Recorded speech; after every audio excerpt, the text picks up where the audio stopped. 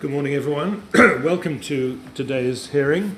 In a moment, I'm going to invite Ms. Jarrett to make a closing statement on behalf of the TMO. But before that, I think Mr. Millett has something he wishes to say. Yes, Mr. Chairman, thank you. I just wanted to make it clear that there will be a shortening of today's timetable for this reason. Both PSB and Ryden have indicated to us at the end of yesterday and overnight that they do not now wish to make oral submissions, so they leave us only with their written closings. Right. We'll have to arrange the timetable a little bit around that. Yes. Well, thank you for letting us know.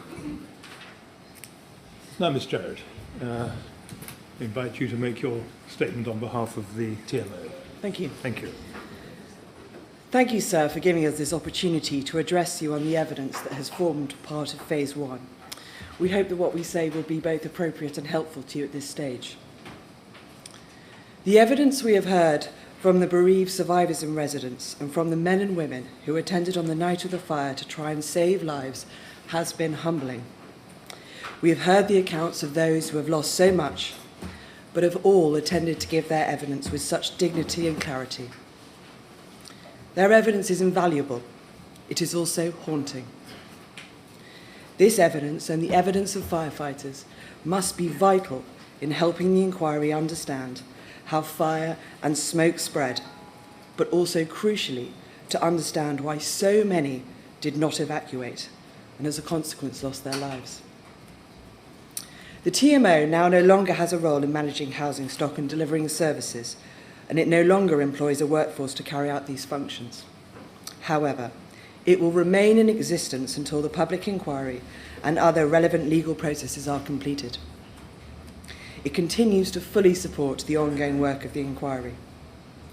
And the TMO encourages you, sir, to make findings where you are able to at this stage. And we recognise that this will be with a view to making important recommendations. However, due to the short time frame in which extensive evidence has been produced and heard, the forensic investigations that are still outstanding, and the extent to which experts have repeatedly referred to their conclusions as being provisional, the scope of your findings will necessarily have to be limited at this stage. But there are important findings to be made, as well as establishing the factual narrative of what happened on the night. We hope you will consider how the fire started and how it spread across the envelope of the building. In respect of the evidence you have heard, and in addition to our written submissions, we wish to make oral submissions on 4 topics. 1, the building envelope. Dr. Lane, Professor Torero, and Professor Bisbee all conclude that the UPVC window surrounds provided a route for the spread of fire into the external facade of the building, and the combustible materials that made up the cladding system on the exterior of the tower was then responsible for the spread of fire which rapidly took hold of the building. Multiple catastrophic fire spread routes were created by the cladding materials, but also the construction detailing, such as the 14 columns around the building and the architectural crown. Unchallenged by effective cavity barriers, they provided direct pathways for flame spread, both vertically and horizontally around the building. The experts have also concluded that those composite materials used did in fact propagate the spread of fire. This is a complex topic. However, the experts are unanimous. Ultimately, the combination of materials that encased the building was the key proponent in the spread of fire. We encourage you to make factual findings in respect of the materials that were used and how the fire spread across the envelope of the building.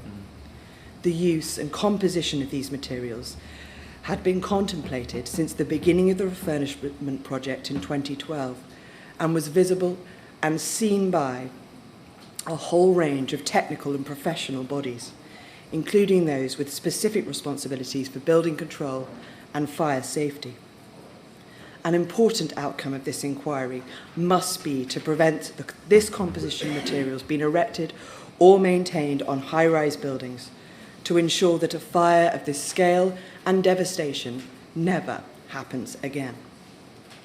With the consideration of recommendations at the end of Phase 1 of the inquiry, we do hope that significant steps will be taken to achieve this, and we note the ongoing work of the Ministry of Housing, Communities and Local Government in pursuit of this.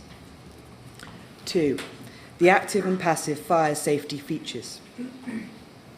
The failure of the materials clad on the outside of Grenfell Tower to resist the spread of flame undermined the entire fire safety strategy. Multiple active and passive fire safety measures were in place at Grenfell Tower, as is set out in Table 2.3 of Dr. Lane's report. There is no provision or statutory guidance for the number or combination of active or passive safety systems that must be in place for any one single construction. At Grenfell Tower, Dr. Lane has identified 16 different passive systems and 11 different active systems that were in situ, 27 different measures in total, designed to operate independently, but in concert or layers to provide protection in the event of a fire.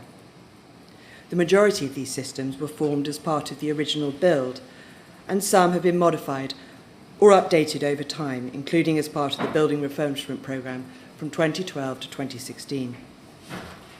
Professor Torero stated, "At the backbone of the fire safety strategy is the concept of no spread of fire and no external spread of fire." Dr. Lane qualified the strategy by stating, "Once the fire broke into the rain screen system, the remaining active and passive fire protection measures within the tower were then required to perform during an extraordinary event." According to Professor Torero, it is at 1:05 in the morning that he attributes compartmentation as failing. Therefore, from the point of the start of the fire, 54 minutes past midnight, until 1:05 a.m., some 12 minutes in total, that is the period of time that represents the building operating as designed. Dr. Lane, in her evidence, was not prepared to attribute the failure of compartmentation until 1:13 a.m., this being the point at which flames had not only breached the window of flat 16, but had begun to impinge on level 5 above. However, Dr. Lane confirmed during questioning that she saw evidence of fire being inside the cladding as early as 1:08 a.m., and that once it was inside the cavity, the spread of fire was inevitable. On any analysis, this is a short period of time in which to consider the fire system's efficacy and the effect of compliance on performance. It is against this background, in due course, these safety systems, including systems such as the stairs and the flat doors, the lifts, the smoke ventilation systems and the risers, must be properly assessed. We do not rehearse our own written submissions and the submissions of many of the core participants on these specific fire safety features here, save to agree that they are not matters that the experts have yet concluded on, and therefore will necessarily form part of Phase 2, along with the assessment of the spread of fire and smoke within the building. 3. Evacuation. The performance of the single stairs on the night will of course be examined in more detail at Phase 2, but it is significant that it managed to continue supporting evacuations and firefighting activities throughout the life of the fire. Professor Person made the calculation that it could have taken 7 minutes to simultaneously evacuate 293 persons from the tower. Now, notwithstanding the issues of communicating any such decision to evacuate and the particular concerns, of course, in relation to vulnerable persons, the inquiry will want to consider that the stairs at Grenfell Tower could have coped with a full building evacuation, and to what extent that is relevant to the LFB's decision-making and to saving life on the night. 4. The involvement of the TMO and the RBKC's LALOs on the night. If you are minded to make findings in relation to TMO's involvement on the night, we invite you to consider the following. On the 15th and the 16th of November, the inquiry heard evidence from the 2 local authority liaison officers, the LALOs, Nicholas Layton and Mike Rumble, employees of RBKC. They attended the incident as representatives of the borough, and you also heard from the 4 of the TMO staff who were in attendance. Nicholas Layton was the first to arrive at 02:47 a.m, and he immediately determined this was a level 3 major incident. He contacted David Kerry, the emergency planning manager at RBKC, and the RBKC Contingency Management Plan, the CMP, was activated, and the BEC, the Borough Emergency Command Centre, which manages requests for resources, was set up. In these circumstances, the TMO emergency plan was properly not put into operation because it had been superseded by the borough's CMP. It would have been inappropriate to have separate and different plans in operation at the same time. As a consequence, the TMO had no formally defined role in response to the emergency. The employees of the TMO that attended on the night did so voluntarily and to offer assistance in whatever capacity they could. The TMO did understand, as did the LALO Nick Layton, that they would have a role in assisting with dealing with displaced residents in the wake of the incident and to assist RBKC and the Red Cross with managing rest centres once they had been set up by the borough. Mr. Layton stated when he first spoke to Mr. Black that he told him that we are setting up rest centres and that he needed to get the staff there to assist. And that was the only topic that was discussed with Mr. Black. I'd like to deal with two specific requests. Firstly, the list of residents or survivors, and secondly, that of plans. Firstly, the list of residents or survivors. The inquiry heard from Teresa Browne, the TMO's Director of Housing. She'd mobilised her team and staff from the TMO who assisted in running the rest centres. 41 staff members attended in total to support the rest centres. She took the decision herself to organise a system at the rest centres to record a list of survivors and those missing in order to try and assist the LFB's rescue operation. Neither the LFB nor any other organisation requested her to do this, and staff were instructed to record in writing the names, addresses and household information of persons both safe and missing. This information was then passed back to her, Teresa Browne, who passed it directly to the LFB via the command unit. Clearly, this information was never going to provide a complete record, as not all the survivors attended the designated rest centres that had been set up. These documents were also not put to firefighters, and there has not been any exploration of the use, if any, that was made of this information by the LFB. The first recorded request for information regarding residents is made to the LALO Mike Rumble at the 4th Tactical Command meeting, the TCM, at 7:10 in the morning. He was asked to provide a copy of the electoral register. Of course, this is something that the RBKC would have had and was not in the TMO's possession. TMO staff did not attend any of these meetings. They were not invited to. Teresa Browne confirmed that she was not asked and did not forward any list of residents to the LFB. And in answer to rigorous questions by counsel to the inquiry, she stated that these lists were of limited use. She said this, because this is data in our system for who is our tenant at a moment in time, which I believe is as up to date as possible, but it wasn't giving us information about who was actually there on the night and who was safe and who was missing.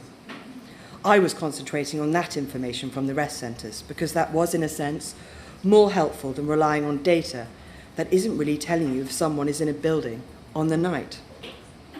The point being, the list of registered tenants would have been of limited value to firefighters, as it did not represent, of course, who was actually inside the building on the night.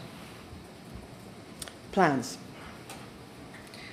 Mr. Layton's evidence was that he had no recollection of being asked for plans prior to his departure at 7 a.m. He stated in evidence that if the LFB had been asking for plans, they had not made those requests to him. If they had, he said, they weren't made to me. There is no record for any request for plans in either the first, the second, or the third TCM meetings according to the row log. At 4:53 in the morning, there is the first note in the log in relation to plans stating, CU staff report building plans should be in firebox in lobby, suggesting there had been no previous attempts to locate them.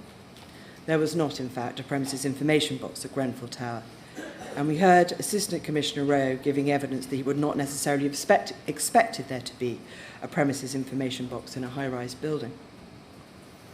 This was information that was recorded on the Operational Response Database, the ORD.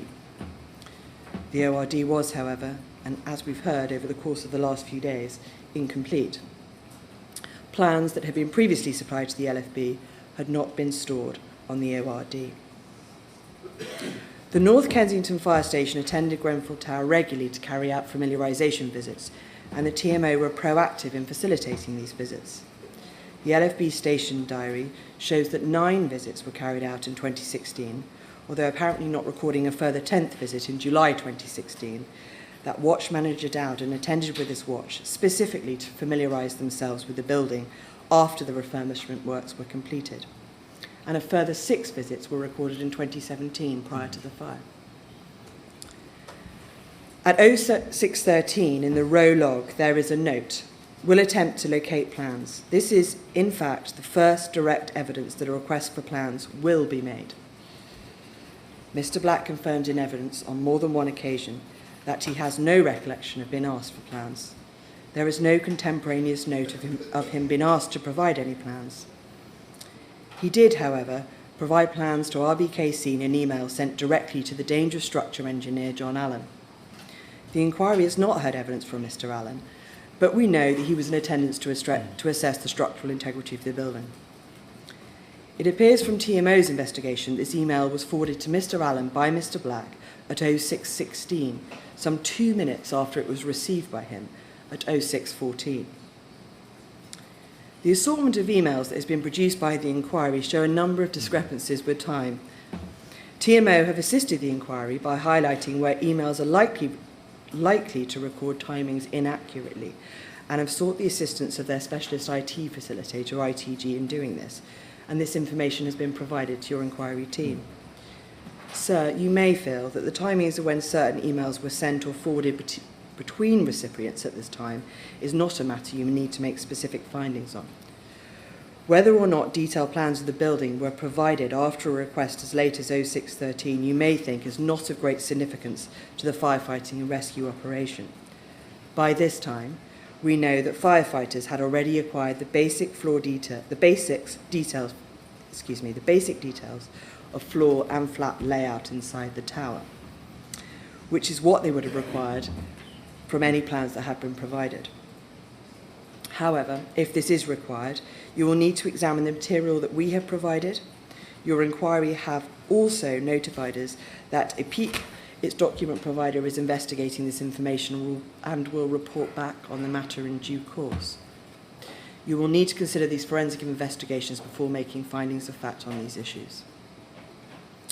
It appears also that the inquiry has not been provided with any emails from the LFB that deal with correspondence to firefighter Thomas Goodall, identified as the LFB single point of contact for emails between LFB staff and council representatives on the night of the fire. Teresa Browne has identified 2 other firefighters with whom she had contact on the night that could be explored if it is concluded that further details are needed to establish this timeline of communications. For these reasons, we submit that it would not be safe to make findings in respect of any specific times that information may have been provided at this stage.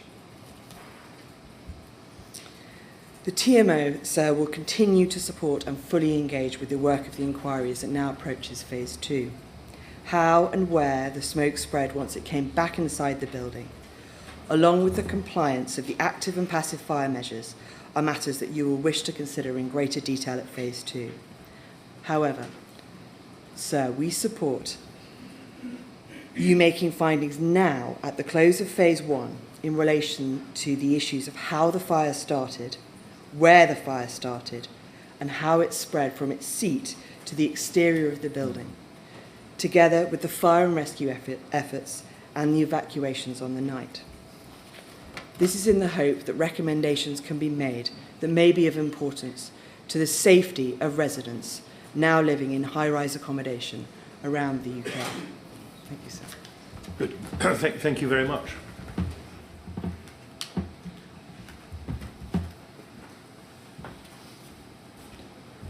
Now, next I'm going to invite Mr. Seaward to make a closing statement on behalf of the FBU. Take your time, Mr. Seaward. I'm not going to rise while you get organised.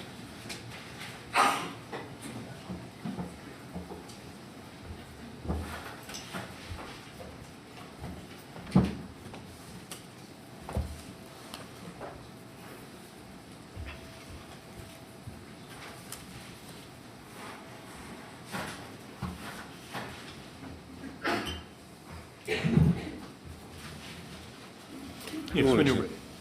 Thank you. Well, the FBU continues to support and encourage a full and open inquiry. The bereaved, the survivors and relatives of the deceased, the BSRs need to learn as much as possible about the facts surrounding the deaths of their 72 loved ones, and this inquiry should be a turning point in fire safety and in the provision of fire and rescue services. Occupants of high-rise residential buildings should not have to fear the risk of fire, but should be reassured that a layered approach to fire safety, providing defence in depth, has been and is being applied and enforced to their homes.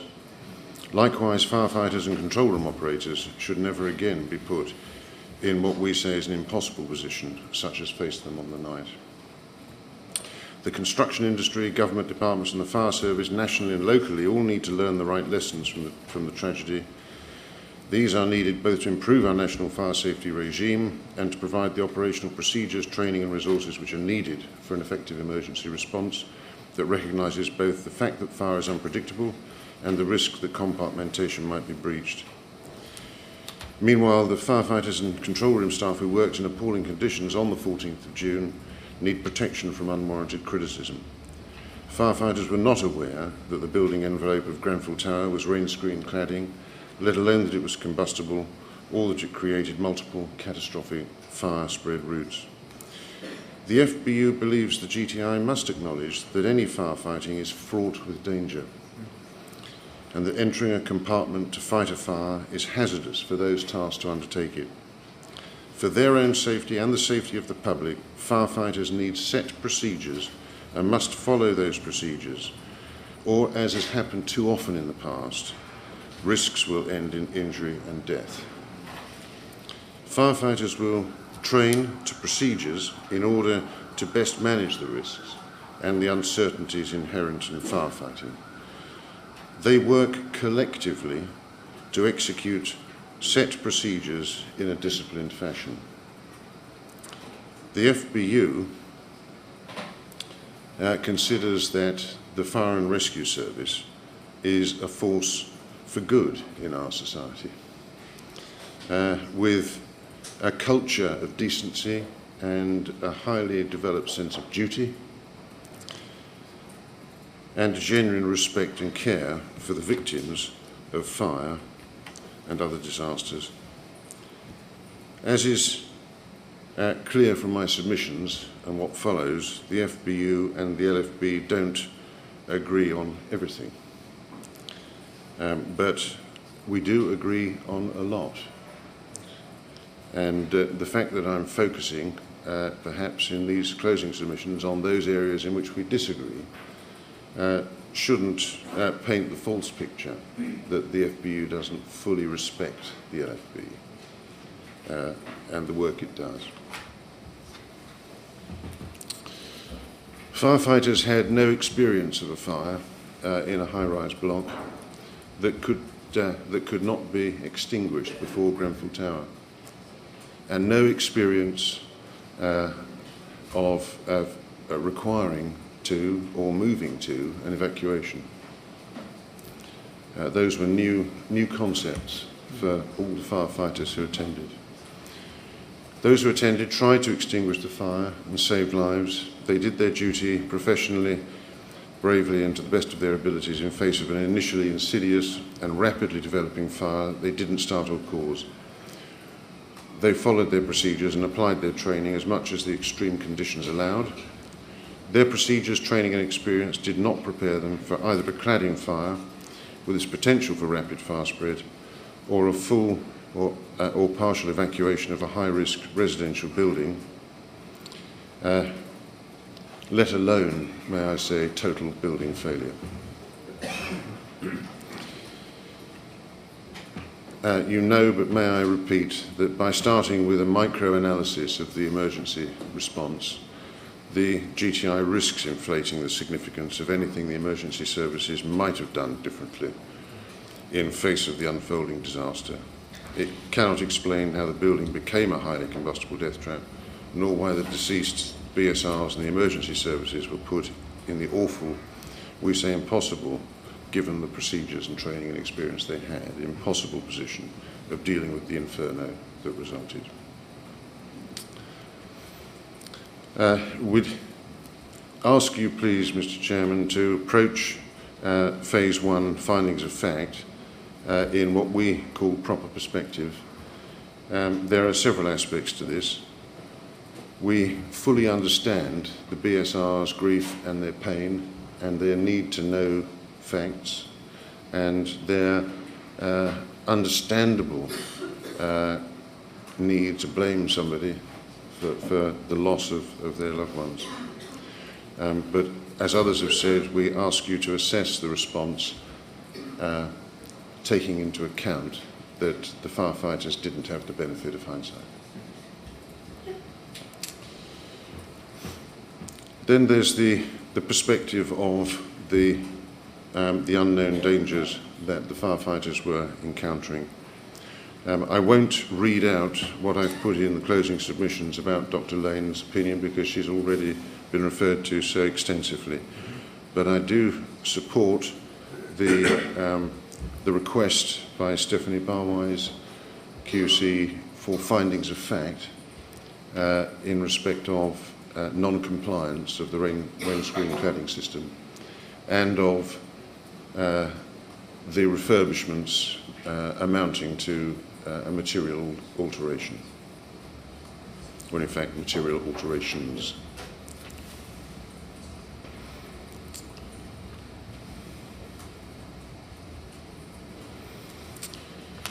Can I add to that the fire safety measures inside of Grenfell Tower that the FBU would, it's obviously a matter for you, but we would say there is no good reason not to make findings of fact.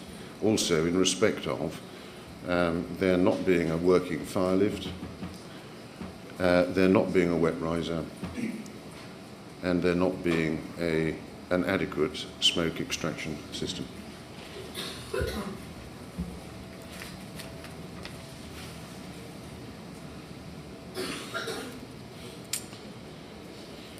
So moving, if I may, to the main thrust of the FBU's submission, and that is that we do, of course, accept that things could have been done better.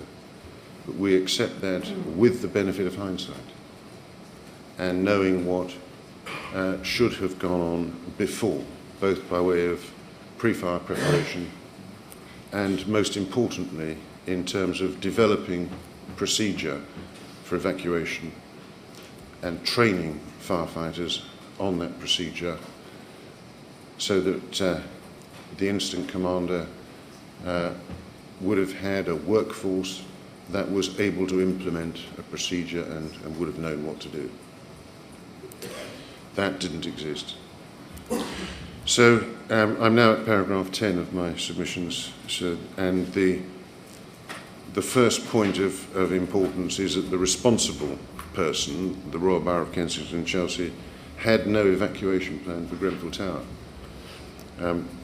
Doubtless the Royal Borough would disagree and say it had a stay-put strategy, but a stay-put strategy is not an evacuation plan.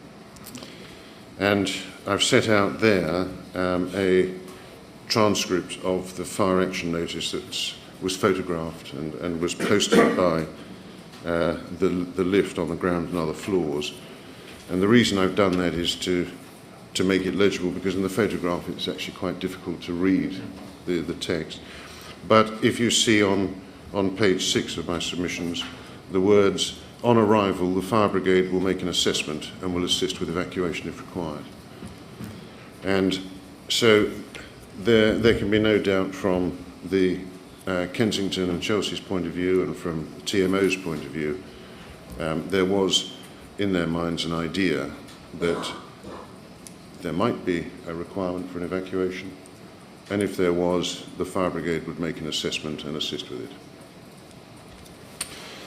Moving on to the legal duties, I cite there Articles 14 and 15 of the Fire Safety Order, and it's the FBU's contention that the the responsible person, the building owner in this case, was required to ensure that relevant persons, that includes residents and their visitors, could evacuate the premises as quickly and as safely as possible in the event of danger, and further required to establish and where necessary to give effect to appropriate procedures, including safety drills, to be followed in the event of serious and imminent danger to relevant persons, and to nominate a sufficient number of competent persons to implement such procedures.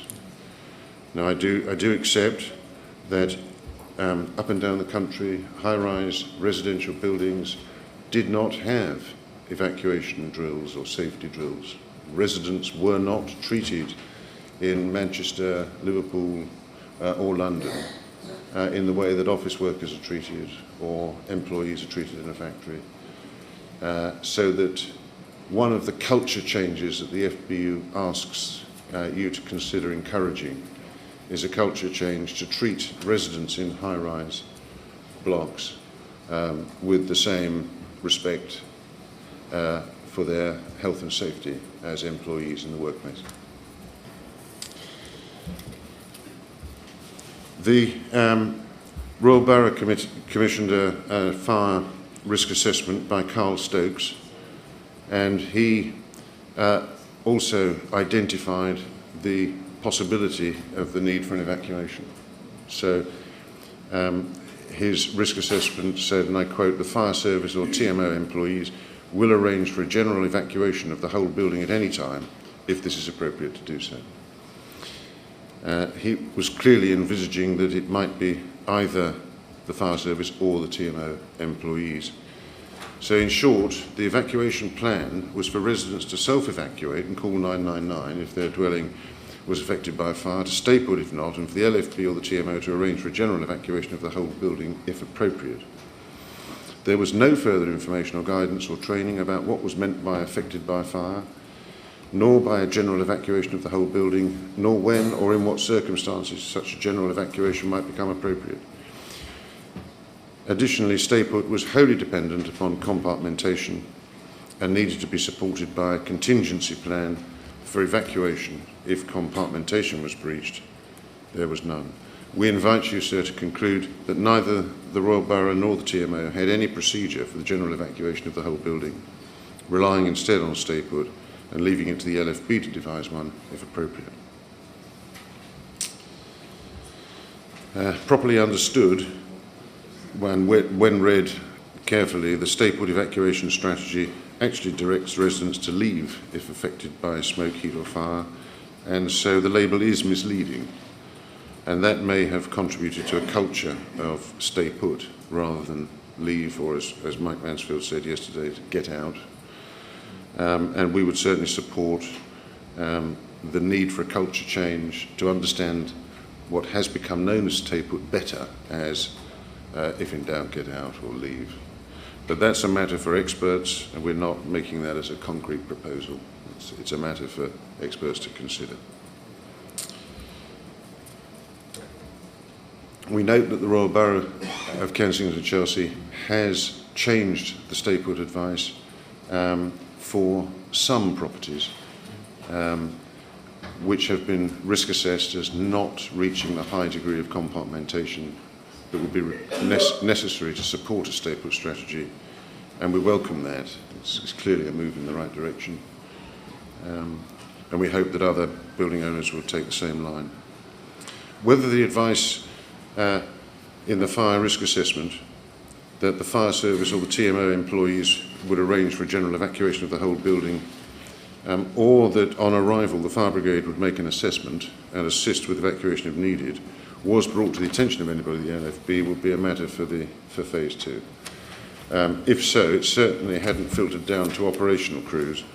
Watch Manager Dowden was aware that the majority of high-rise residential blocks had a stay put policy, but he had no further information about it and was unaware he was supposed to make an assessment on arrival and assist with evacuation if needed. None of the firefighters who attended Grenfell Tower fire could remember either an evacuation plan for such a building or any training or experience in how to do so. On the 14th of June, implementing an evacuation plan was still uncharted territory, left to the incident commander to navigate in the worst possible circumstances.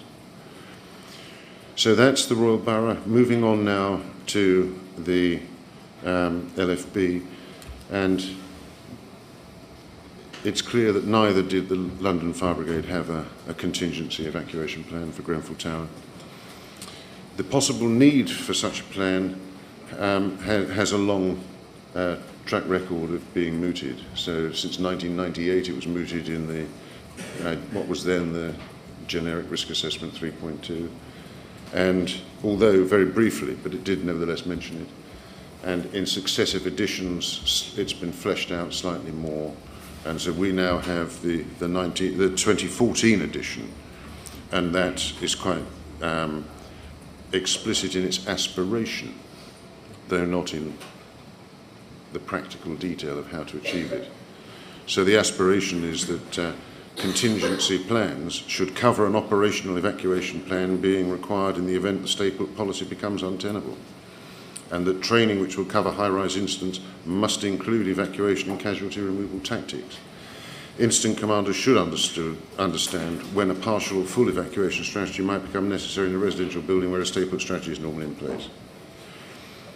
The FBU's point is that neither GRA 3.2 nor any other policy gave any guidance then or in subsequent editions on how to evacuate such a building involved in fire, nor on the circumstances which should trigger an evacuation. National guidance was incorporated into LFB's policy notes, PN 633 and PN 790, which we've been looking at extensively over the course of these hearings. But similarly, without advising on how or in what circumstances to evacuate a high-rise involved in fire, and once again leaving it to the incident commander to develop a general evacuation strategy if appropriate. For example, so looking at paragraph 7.45 of PN 633, the incident commander should consider following the evacuation plan devised as part of the occupier's fire risk assessment, unless the fire situation dictates otherwise. But as we've seen, there was no evacuation plan that the occupier had devised.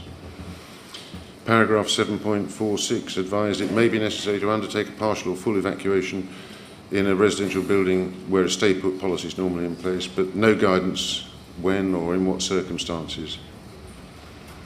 And paragraph 4.7 highlighted some of the difficulties an incident commander would face in such a situation, such as adverse effect on firefighting, which is obvious with crews going up and people coming down, and greater assistance needed for disabled persons.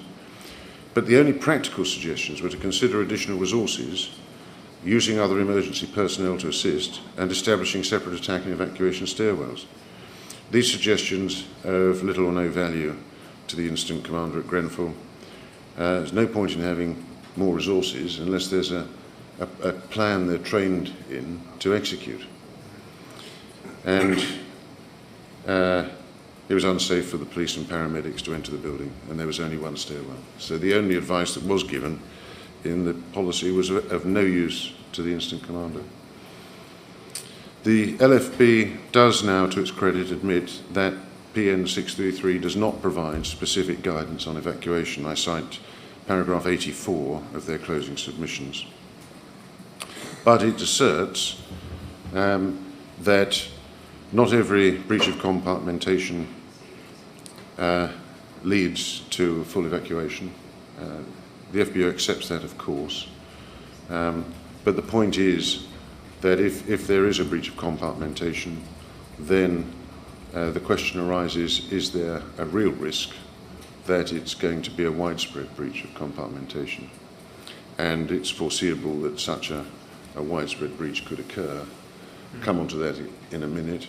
But if that should occur, then there would be a need for evacuation.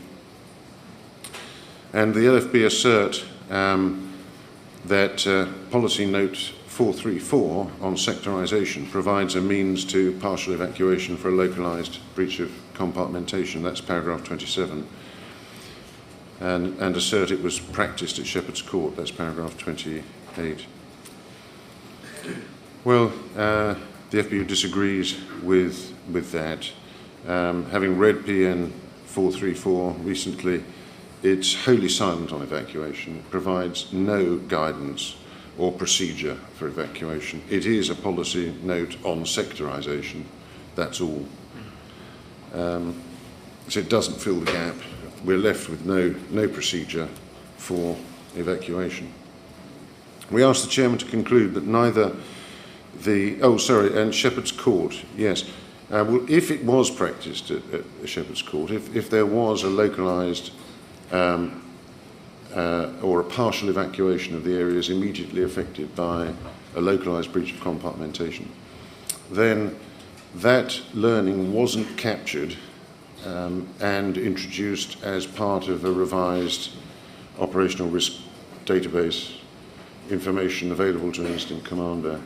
So the LFB may be right about that, but it was of no use to the incident commander at Grenfell Tower. So we ask you to conclude, sir, that neither GRA 3.2 nor PN 633 nor PN 434, if you feel obliged to deal with it, gave any practical guidance to incident commanders on how to evacuate a high-rise block involved in fire, nor on the circumstances which should trigger an evacuation.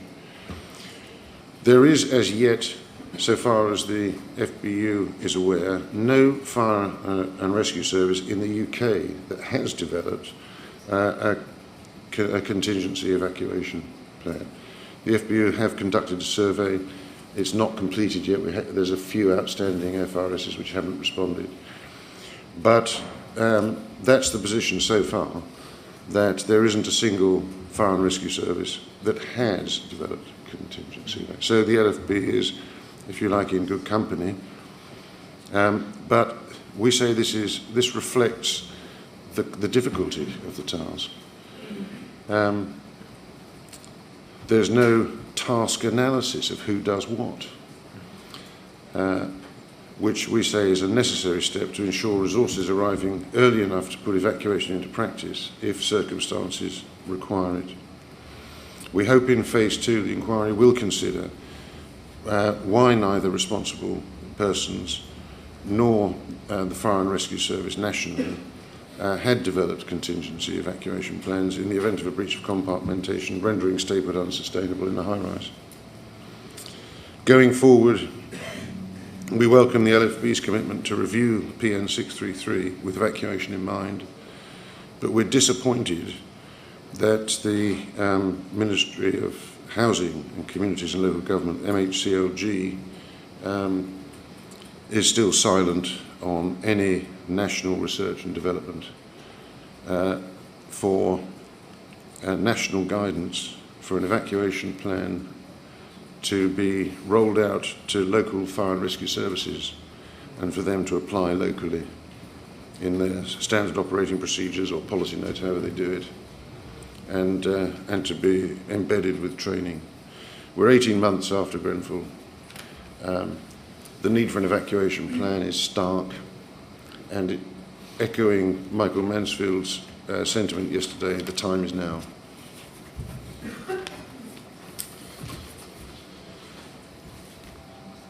We do suggest, this is paragraph 20, so that developing such procedures would require a considerable investment of resources, including empirical studies, trials, the bringing together of expertise in a number of different fields of discipline, liaison with responsible persons, development of a general evacuation procedure to be practiced, reviewed, improved and implemented when needed, and practical drills, each one involving hundreds of residents, their visitors, wardens and others.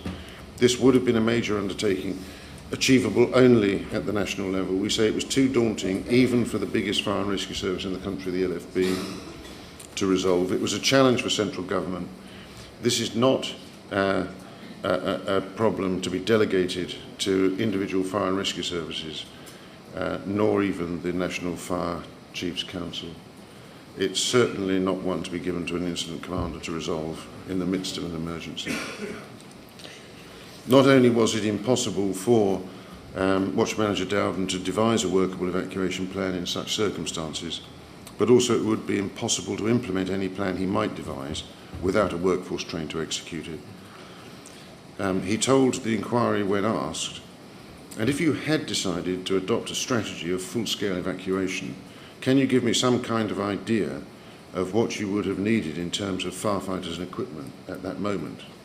And his answer, I can't comment on that because that's something I've not had experience of. It's a hypothetical question, and I really only want to talk about my recollection of the night, what I did and my actions. We asked the chairman to conclude that the incident commander was placed in an impossible position without an evacuation procedure in place. So, moving on to training, it's very much the FBU's approach that there must be a procedure first, then you can have the training on the procedure, and then you might be able to implement it.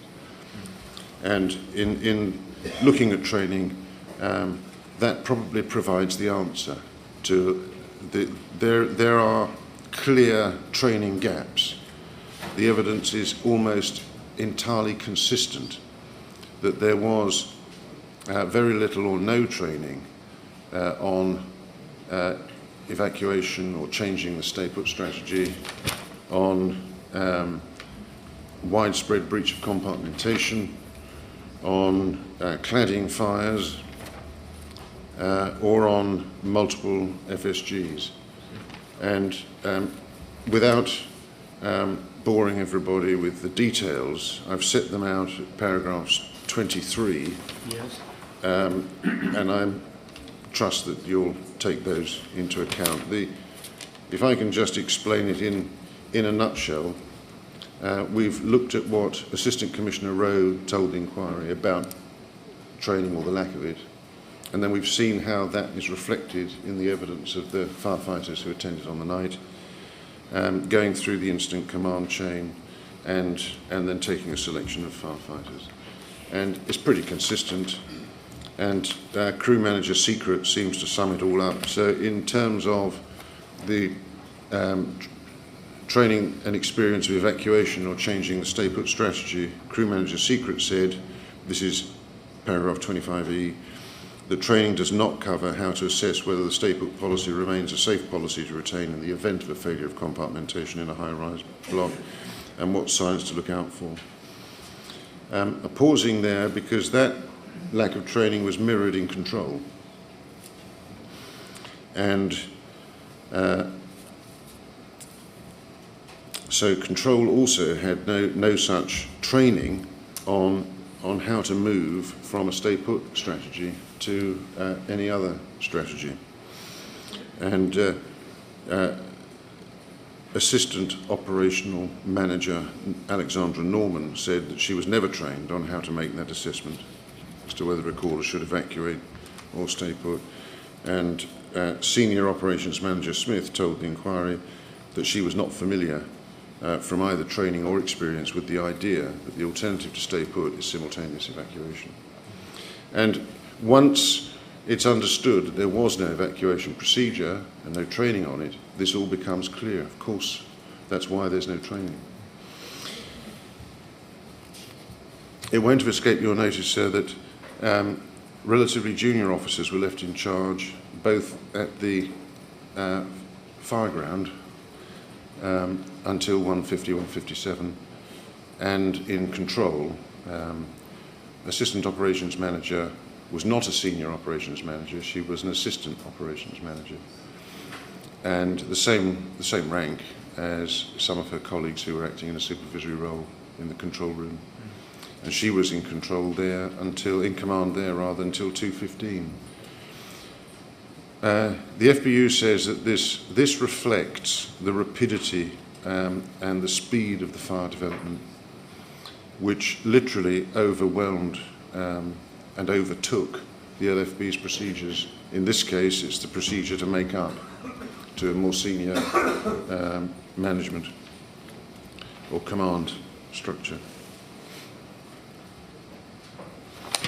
So I won't go into the specific details of that training and invite you to read those paragraphs. What I should deal with, though, is what Watch Manager Peter Johnson said. Watch Manager Peter Johnson identified that PN 790, this is paragraph 34, so that PN 790 did not adequately take into account the potential for fire spread at a high-rise incident and did not anticipate multiple FSG calls. There being no training package, he devised one for handling these calls, And he said the training package I designed demonstrated how difficult it would be to deal with just 7 FSGs, and that the FSG policy was unrealistic. The communication information required to be passed on to control to the FSG command unit becomes difficult with only 4 FSGs. He tried to remedy matters. You'll remember, sir, that he took it to the Policy Review Committee and he took it to Babcock's. But PN 790 was never amended to cater for multiple FSGs, and no training package sufficient to deal with the difficulties in communicating multiple FSGs was ever designed. Again, we submit that this is reflective of the lack of an evacuation procedure, because the solution is probably not to amend it PN 790, the procedure, save to say that if you're getting FSG calls from different parts of the same building, then you should be considering the full or partial evacuation. But without that option, people are rather stuck as to what to do.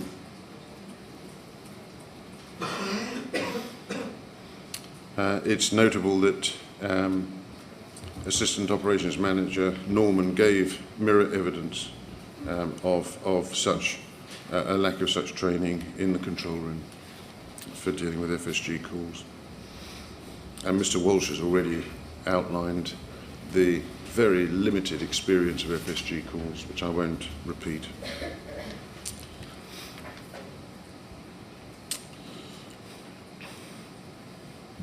So there could be no magic solution to the problems of trying to handle multiple FSGs without an evacuation plan. Going forward, such training in future would have to be founded on procedures and cover. We've set out a few ideas there, but we don't pretend that that is a full picture. This is, as I said earlier, it's a matter for experts, probably at national level, to develop a procedure and to work out the training for it.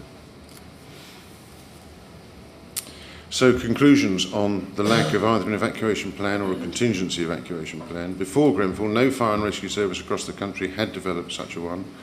The total building failure of Grenfell lies at the heart of all the major problems faced by the emergency services on the night. However, even recognising that, a lack of any practical contingency evacuation plan and the training and confidence to implement it limited the good work which the emergency services could do. Eventually, when the fire had developed significantly, Dr. Lane reports that by 2:25, so just before the statehood advice was changed, 3 of the 4 elevations had ignited. And so, as I say, when the fire had developed significantly, very senior officers changed the statehood advice. Until then, the training and experience of the firefighters and control room staff present did not allow them to devise any alternative strategy. So it's notable, we say it's within about 20 minutes of Senior Operation Manager Smith's arrival in control, she began to change the statehood advice from about 2:35. She got to control about 2:15, and she started to change it from 2:35. Until then, the control room staff could only apply their experience and training to make sure the FSG data was passed to the fire ground in the well-founded belief that the firefighters would rescue the FSG callers, who they believed were safest remaining in their flats and awaiting rescue. Some undoubtedly gave the wrong advice. I mean, we've listened to some of the calls and we've read the transcripts, and it's undeniable that that doesn't look good in black and white. But the FBU asks you, sir, to find that these mistakes were made. They were well-intentioned. They were made with the intention of comforting and reassuring and helping, and in the belief that the firefighters would get to rescue people who needed to be rescued, and that the firefighters would extinguish the fire. That was the experience of people in control. That's what they expected to happen.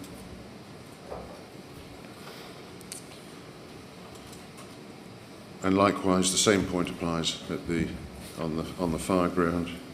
That when Assistant Commissioner Rowe arrived on the incident ground, he independently and more or less immediately reached the same decision to change stay put advice at around 2:47. And until that point, the firefighters could only apply their experience and training to summon more resources, to fight the flat fire, then to attempt to fight further flat fires, to attempt to fight or slow the fire externally, to preserve and pass on carefully the FSG information they were given, to search and try to rescue FSG callers, and to assist evacuees and rescue or recover casualties. Without a contingency evacuation procedure and the training to embed it, the firefighters and control room staff were placed in an impossible position. As Mr. Dowden told the inquiry when asked about the time by Mr. Millett about the time at about 1:24 when the fire was rapidly developing up the east elevation, and he'd just made pumps 10. He said, "For me at that moment in time to facilitate and change a stay put policy to a full evacuation was impossible. I didn't have the resource at that time. We're looking at 20 floors above the fire floor with just 6 fire engines in attendance, 1 central staircase. It's something I've never experienced as an incident commander before. As I said, I was very, have I said enough veries, much out of my comfort zone. I just don't know how that could have been done with the resources we had in attendance at that moment in time. They're not thoughts I had at the time. That's a reflective thought that, I've had a lot of time to think and process the event, which I didn't have on that night. I didn't have the time for those reflective moments. I was reacting in a way that I thought was best with all my previous experience in something that I'd never witnessed before, and yes. And when asked about the time a little bit later at 1:29, when he made pumps 20 and fire rescue units 2, Watch Manager Dowden said, "I would say at that point I was still working to the stay put policy because of my previous experience, and I've not been in a position before where I've ever had to make that decision or change that advice." And so we say that that is the consequence of not having an evacuation plan. So if I can just turn to a few issues. First of all, foreseeability. I think the question arises, foreseeability by whom and of what? I think the foreseeability, what was foreseeable by the London Fire Brigade was probably different from what was foreseeable by the firefighters on the fire ground. So there's a clear difference between the systemic institutional information that was available to them and the information that was available to the incident commander and the other firefighters on the ground. What was foreseeable? The FBU would agree that total building failure of the kind that happened at Grenfell was probably unforeseeable. It was so beyond people's comprehension that so many fire safety measures could fail and that the fire could spread so rapidly was probably unforeseeable.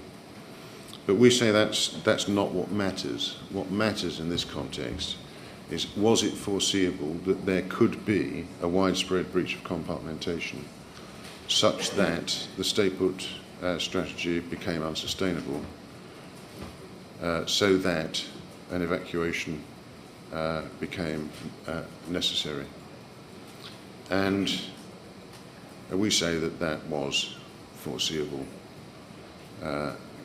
clearly foreseeable to the LFB, albeit not foreseeable to those who were not privy to the tall building facades presentation and the information that was available. For example, I think we were told that there was a local newspaper picked up on the Shepherd's Court fire, but otherwise there was no widespread dissemination of the learning of the Shepherd's Court fire. So dealing just with the LFB as an institution, there was clearly knowledge that fire can break out, it will break out. Kitchen fires are relatively common.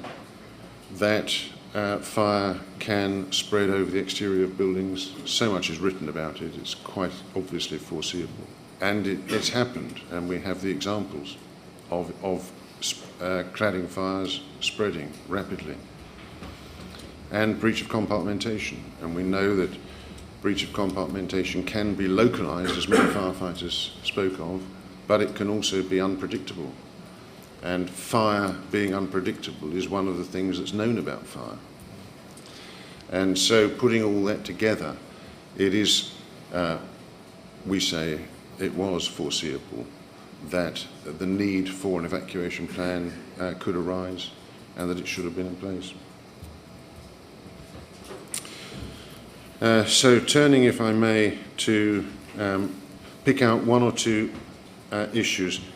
I'm not going to go through the whole of the closing submissions. They're there for you to read. But I feel like it's important to deal with some allegations in particular. My learned friend, Mr. Browne, has written lengthy submissions in respect of the evidence of Mr. Norman Harrison, who, as you recall, went to CU8 and stood on the steps and declared his belief that the state put policy should change. That you may find is of significance. You may find it's not of any significance. It very much depends on the timing of that. Mr. Browne's analysis is very careful, and we don't dispute his analysis of the timing. And if, as he concludes, that episode on the steps of CU8 took place after 3 o'clock in the morning, then you may conclude it's not something that you need to make a finding of fact about, because by that stage the statehood advice had changed in both control and on the fire ground. Otherwise, it's a conflict of evidence, and we leave that to you. Mr. Herrera has been singled out for criticism. We ask that there be no findings of fact in respect to Mr. Herrera for the reason that the evidence at the moment is incomplete in that respect. But also for this reason, that although it would appear that there is a conflict of evidence as to what was said, and let me be quite clear, the FBU does not suggest that Omar al-Hajali is lying. That is not any part of the FBU's position. We accept entirely that he would not have knowingly said anything about his brother that would have led to him being left behind.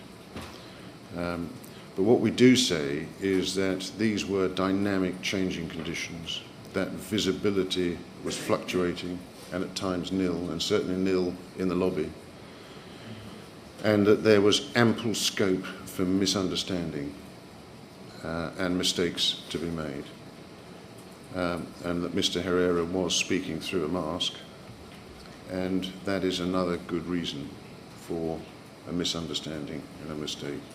So we ask that there be no findings in that regard at this stage, but that if you do disagree and you feel it's necessary to make a finding, then to take into account the really quite dramatic conditions. You've heard the residents in that flat speak of their growing fear, the increasing amount of smoke in the flat, leading to the possibility of jumping out of the window. And so that was a highly charged atmosphere into which a firefighter walked. There's also the issue of the door and the position of the door in the bedroom where the bed was, where several of the four who were left behind were situated. And it may be that the way that door opened into the room obscured Mr. Herrera's view of who was in that room. So there's an awful lot to take into account in reaching any conclusions about that episode. And the whole approach of the FBU in this situation is to say, look, the residents were put in a position they should never have been in. The firefighters were put in a position they should never have been in. And had there been an evacuation procedure that could have been executed, then this situation wouldn't have arisen. And of course we go back further than that and say that if the building hadn't been handed over with a stay-put strategy, it wouldn't have arisen either. So going forward, I see you looking at the clock, and I've only got a few. I was looking at you, actually. Oh, you look at me. I do apologise. That's my eyesight. Okay. So I've only got a few other things to deal with. I want to touch on the predetermined attendance, the PDA, and you know what it was. Obviously, it was 4 pumps, and they arrived as set out in paragraph 48. Where do I go for that? And notably, it did not include an aerial appliance, any fire escape hoods, any EDBA, an officer in or higher than the rank of station manager, nor a handheld airwave radio. And additionally, as can be seen in our little table, there were only 10 firefighters available initially to implement PN 633 and mount an attack on the fire in flat 16. And the front doors of that was forced open at 1:07. So the firefighters arrived, found a well-developed fire and attacked it in the way they were trained to do, and they extinguished it. And you heard Watch Manager O'Keefe say that he was quite impressed. It was a good job extinguishing that fire. The 5 who ascended the tower to attack that fire, to set up a bridgehead and fight the fire, were unaware of the prospect of fire spread on the exterior. They went into the building unaware of what was going to happen on the outside. The LFB have since increased the PDA as an interim measure, as the FBU requested, I should say. On the night, all 20 firefighters were very busy implementing PN 633, and because they were so busy in the early stages, that's laying out hoses and all the other jobs they've got to do, there was no one to staff the radio on the IC pump, nobody to look out for breach of compartmentation on each face of the building, internally above and below the fire flat, and no one to conduct a 360-degree recce, or to check the internal fire safety measures. So going forwards in future, the PDA must, we say, be resourced sufficiently to carry out the tasks required to implement both PN 633 and an evacuation procedure if appropriate on arrival at the scene. More resources than are needed can arrive early. If they're not needed, they can go. The Fire Brigades Union believes it's legitimate to ask what difference an earlier arrival of a turntable ladder could have made, assuming similar traffic conditions. Had the turntable ladder been mobilised at the time of the PDA at 00:55, it could have been on the scene at 00:13, and the same time, 01:13, and at the same time firefighters,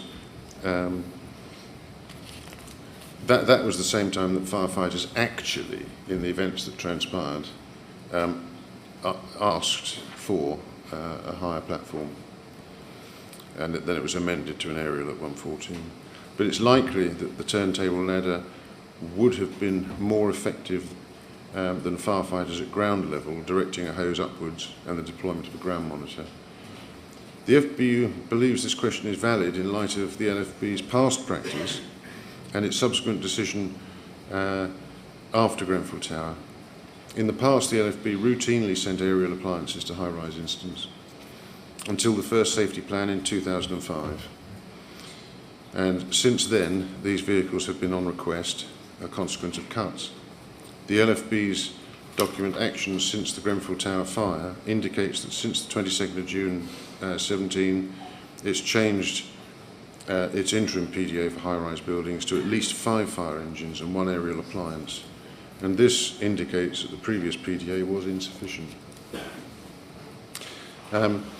Even if you, sir, conclude that an aerial would not have enabled firefighters to extinguish the external cladding fire, which is entirely possible because, of course, the rain screen cladding would have made it difficult for an aerial, its failure to do so, i.e. its failure to be effective on an external fire, may have helped the incident commander's perception and understanding of the futility of firefighting.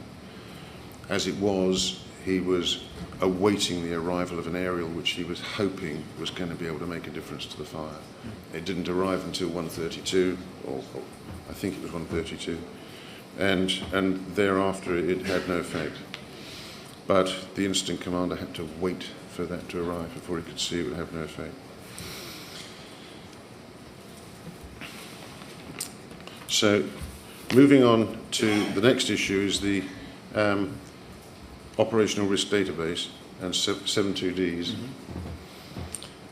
En route, Watch Manager Dowden was aware this was a call to a fire with a dry riser in a high rise, and from the mobile data terminal, he printed on his fire engine, he printed off the tactical plan for Grenfell Tower, which was dated, as we all know, 30th of October 09, well out of date, from the LFB's operational risk database.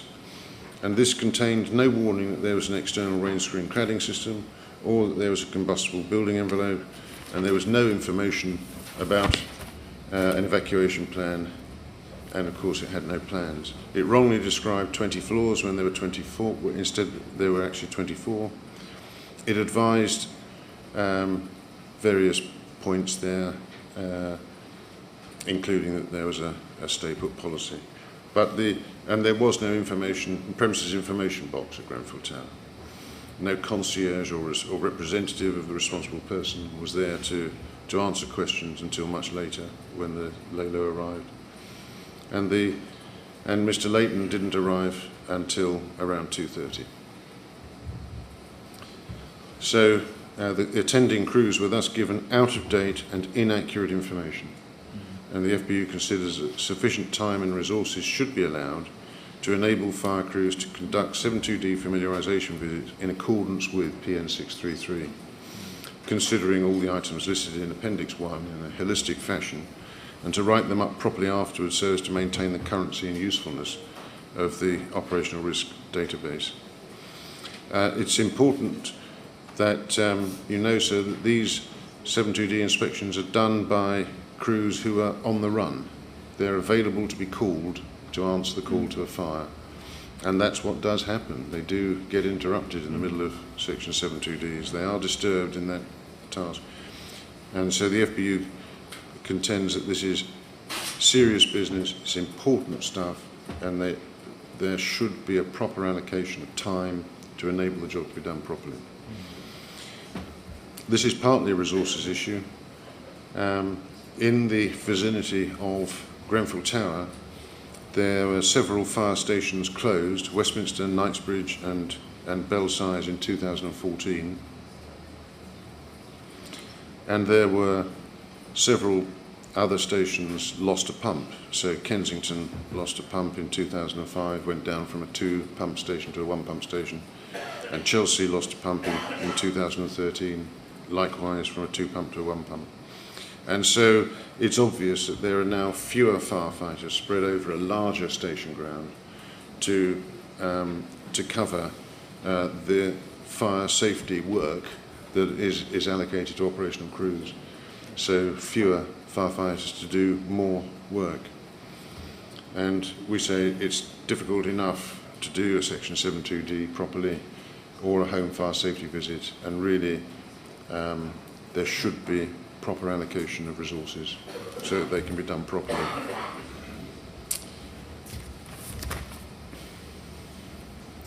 Moving on to the issue of the covering jet, Professor Bisbee had thought about this issue and thought that the covering jet probably wasn't applied until sometime soon before it's seen on video at 1:15. The FBU argues that there's no good reason not to accept the evidence of the firefighters who said that it was applied earlier. Professor Bisbee didn't actually mention the evidence of the firefighters, and appears to have arrived at his conclusion by reference to looking at the video evidence. I just want, therefore, to remind you, sir, of the evidence on that.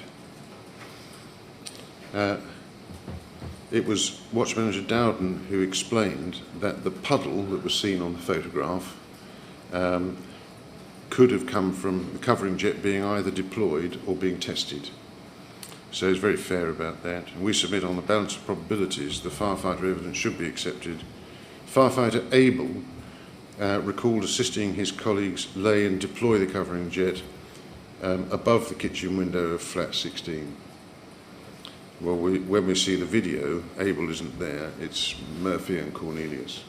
So if Abel did assist in deploying the covering jet above the kitchen window of flat 16, it was before Murphy and Cornelius. Firefighter Archer said in his police statement, the dry riser was already being set in. I got a 45mm jet off the North Kensington's ladder, rolled it out and got it to work. I was spraying it just above the window where the flame was coming out, which seemed to be helping with the fire. He was soon thereafter told to rig in BA and deployed in the tower. He tallied out at 1:21, and this fits with him having deployed the covering jet at about 1:11, as estimated by the LFB in their operational response report.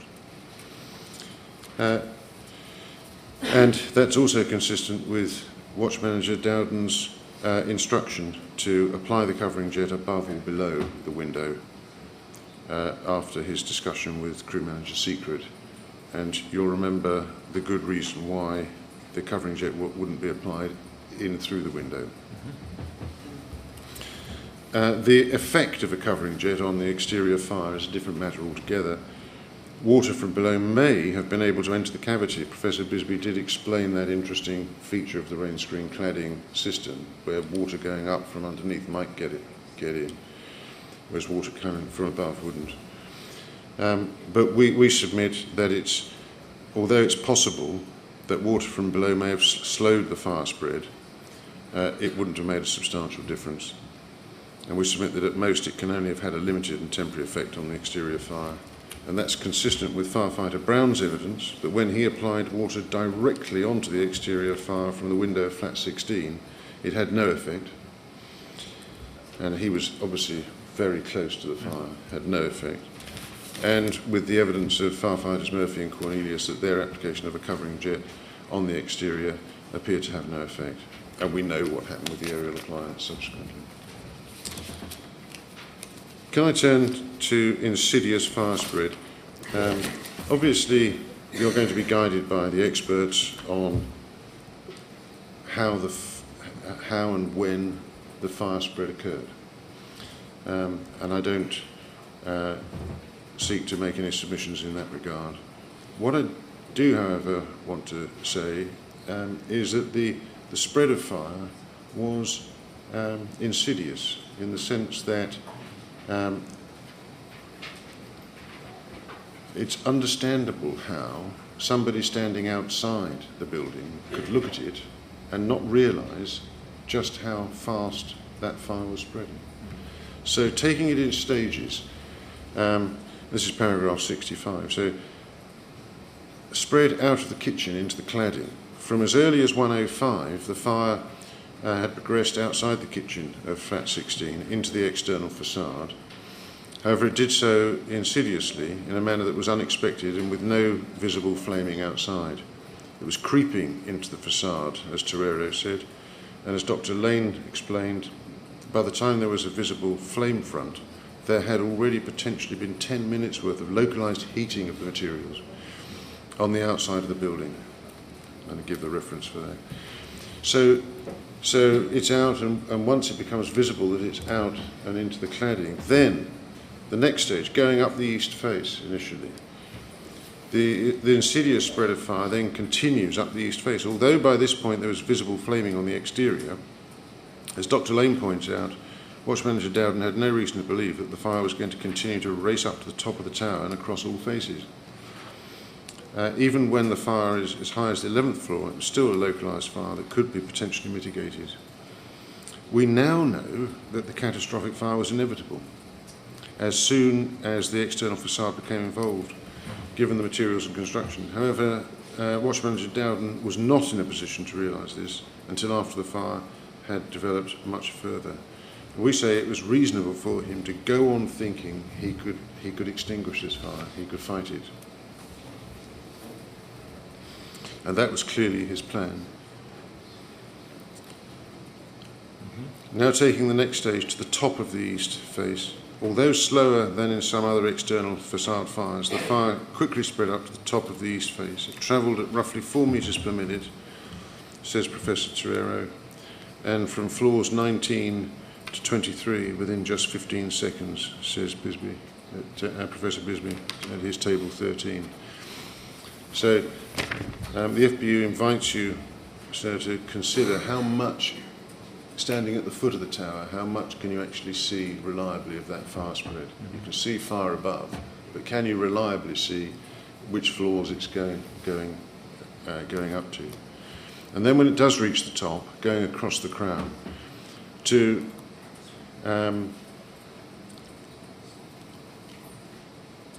Watch Manager Dowden, I ask you to consider, was there anything to indicate that this fire was going to envelop the entire tower? Previous external facade fires have self-extinguished once they reach the top of the building. So I refer to Professor Torero's supplementary report at page 59 and his evidence on day 77. Lateral fire spread is usually limited due to the relative paucity of fuel, and this is again shown in previous external fires.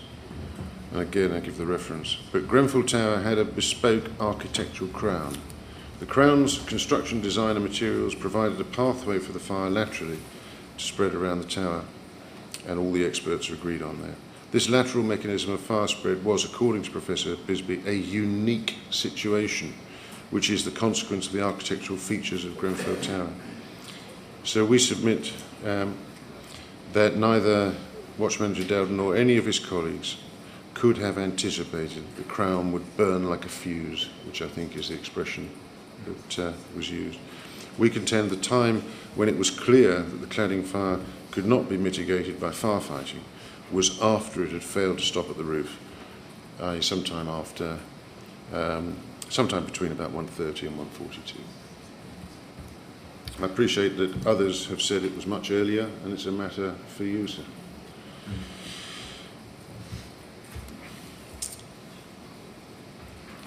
Now, what was the consequence of this insidious fire spread? Watch Manager Dowden implemented a plan to fight the fire externally as he had been trained, but the fire spread was dynamic, and by the time he was able to implement a plan, it was too late. The fire had moved on. So, for example, this is 66A, he asked for a covering jet on the east face from about 106 as a precaution in case the fire broke out of flat 16. That, you might think, is very responsible and good firefighting. He sees the fire is getting near to the window in the kitchen, and he asks for a covering jet. By the time it could be used, 1:11 or 1:15, depending on what you decide, the fire had already taken hold in the rain screen cladding system, and the covering jet was of little or no use. So that's an example of Watch Manager Dowden always being a few steps behind a rapidly developing fire. Likewise, so where it says G and H in paragraph 6, I'm afraid that's bad numbering, it should be B and C. Likewise, he was unable to attempt to fight the external fire from the roof until the first fire rescue unit arrived at 1:35, by which time it was too late, the external fire having already reached the roof at 1:27. So he clearly conceived a plan. Might have been a good one, might not have been, but it was in extraordinary conditions that he was observing, and he conceived a plan to put water down the exterior of the building from the roof. But by the time the resources arrived to enable him to implement that plan, circumstances had changed, and the roof was already consumed with fire. Similarly, what should be C, but looks like H. Similarly, an aerial did not arrive until 1:32, and despite preparing the ground, water wasn't applied to the east face until 1:47. By this time, the external fire had already spread up the east elevation, involved the crown, and since 1:42 had been spreading down the north elevation. And internally, about 26 flats were affected by fire. So he was always one step behind. Finally, in terms of picking out incidents on the night, I want to talk about the early incident command decisions. At paragraph 58, we set out the requests for assistance. And it's clear that Watch Manager Dowden made, sometimes on his own initiative, sometimes prompted by others, but he made requests for additional resources. So he makes pump 6 at 112 and asks for a higher platform, and then he gets changes that to an aerial, at 113. And that is, he knows, it's calling for more senior officers to attend and more resources. And then with the deteriorating situation, he then makes pumps up as is set out there. And those we contend are reasonable responses to the developing fire in front of him. But clearly there's a limit to what he can do, because these resources then take a while to arrive. And so he doesn't get any additional resources until 125 and 126, when the first, when the 2 extra pumps from the pump 6 arrive. And that's the first help he gets, is 2 other pumps arrive. When they arrive, they're immediately deployed inside the tower to help fight fire in the fires that have broken out.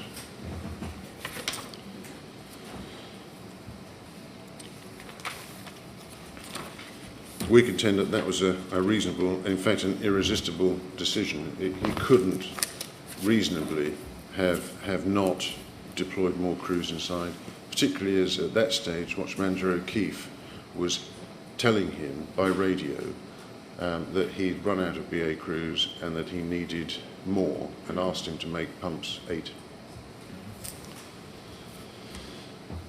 At 1:33, Watch Manager Dowden and Station Manager Loft decided not to hand over command, but to put Mr. Loft in charge of FSGs. That was a mutual decision arrived at after a discussion.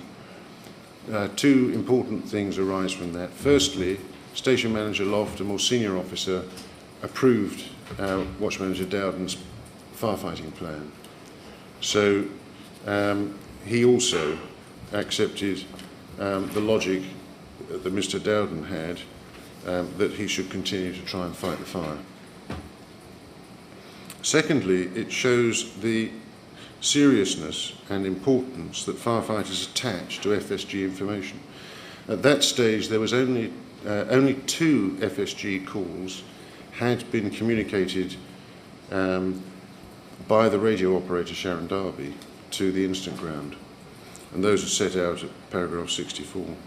And those two calls, it's clear that both Loft and Dowden were aware of them in the course of their discussion, because they refer to a couple of FSG calls.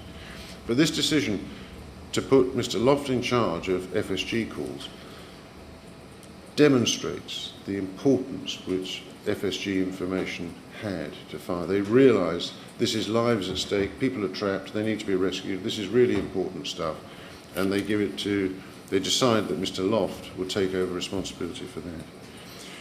Thereafter, only 2 when they have their discussion, but thereafter there's a rapid increase in the number of FSG calls, and we know that they were overwhelmed in control and overwhelmed on the fire ground. So if I can conclude by saying, by looking at the list of issues for Phase 1, the first issue is the existing fire safety and prevention measures at Grenfell Tower, and you've heard enough about that and you know what the FBU wants. Where and how the fire started. The FBU has set this out at paragraphs 43 to 45, and we accept what Mr. Rajiv Menon QC said on behalf of Mr. Kabadi in that regard, and we agree with him that it's very hard to identify anything that Mr. Kabadi could have done better. And we support his request for the findings of fact that he seeks, and which he set out in his closing submissions. We don't agree with everything that he said. We don't agree that 126 is the time when the stay-put strategy should have been abandoned and a move to evacuation made. But I think you've heard me enough on that. We say it's later than that. And we don't quite agree with him on foreseeability, but I don't think the difference between us is worth mentioning. The essence is that the need for an evacuation plan was foreseeable. How the fire and smoke spread from its original seat to other parts of the building, we'll leave that to the experts. The chain of events before the decision was made that there was no further savable life in the building. Again, I think that decision was made at 7:55, wasn't it? And the evidence hasn't really gone up. I mean, it's quite clear that there was very little savable life, but that they did carry on trying to save life right until the end. And as to the evacuation of residents, I've given you my submissions. So unless I can assist you any further, that's it. Thank you very much, Mr. Seaward. Well, at that point, I think we'll have a break before I invite Mr. Browne to make a statement on behalf of the Fire Officers Association. So I'm going to rise now, and we'll resume at 11:45, please. Thank you.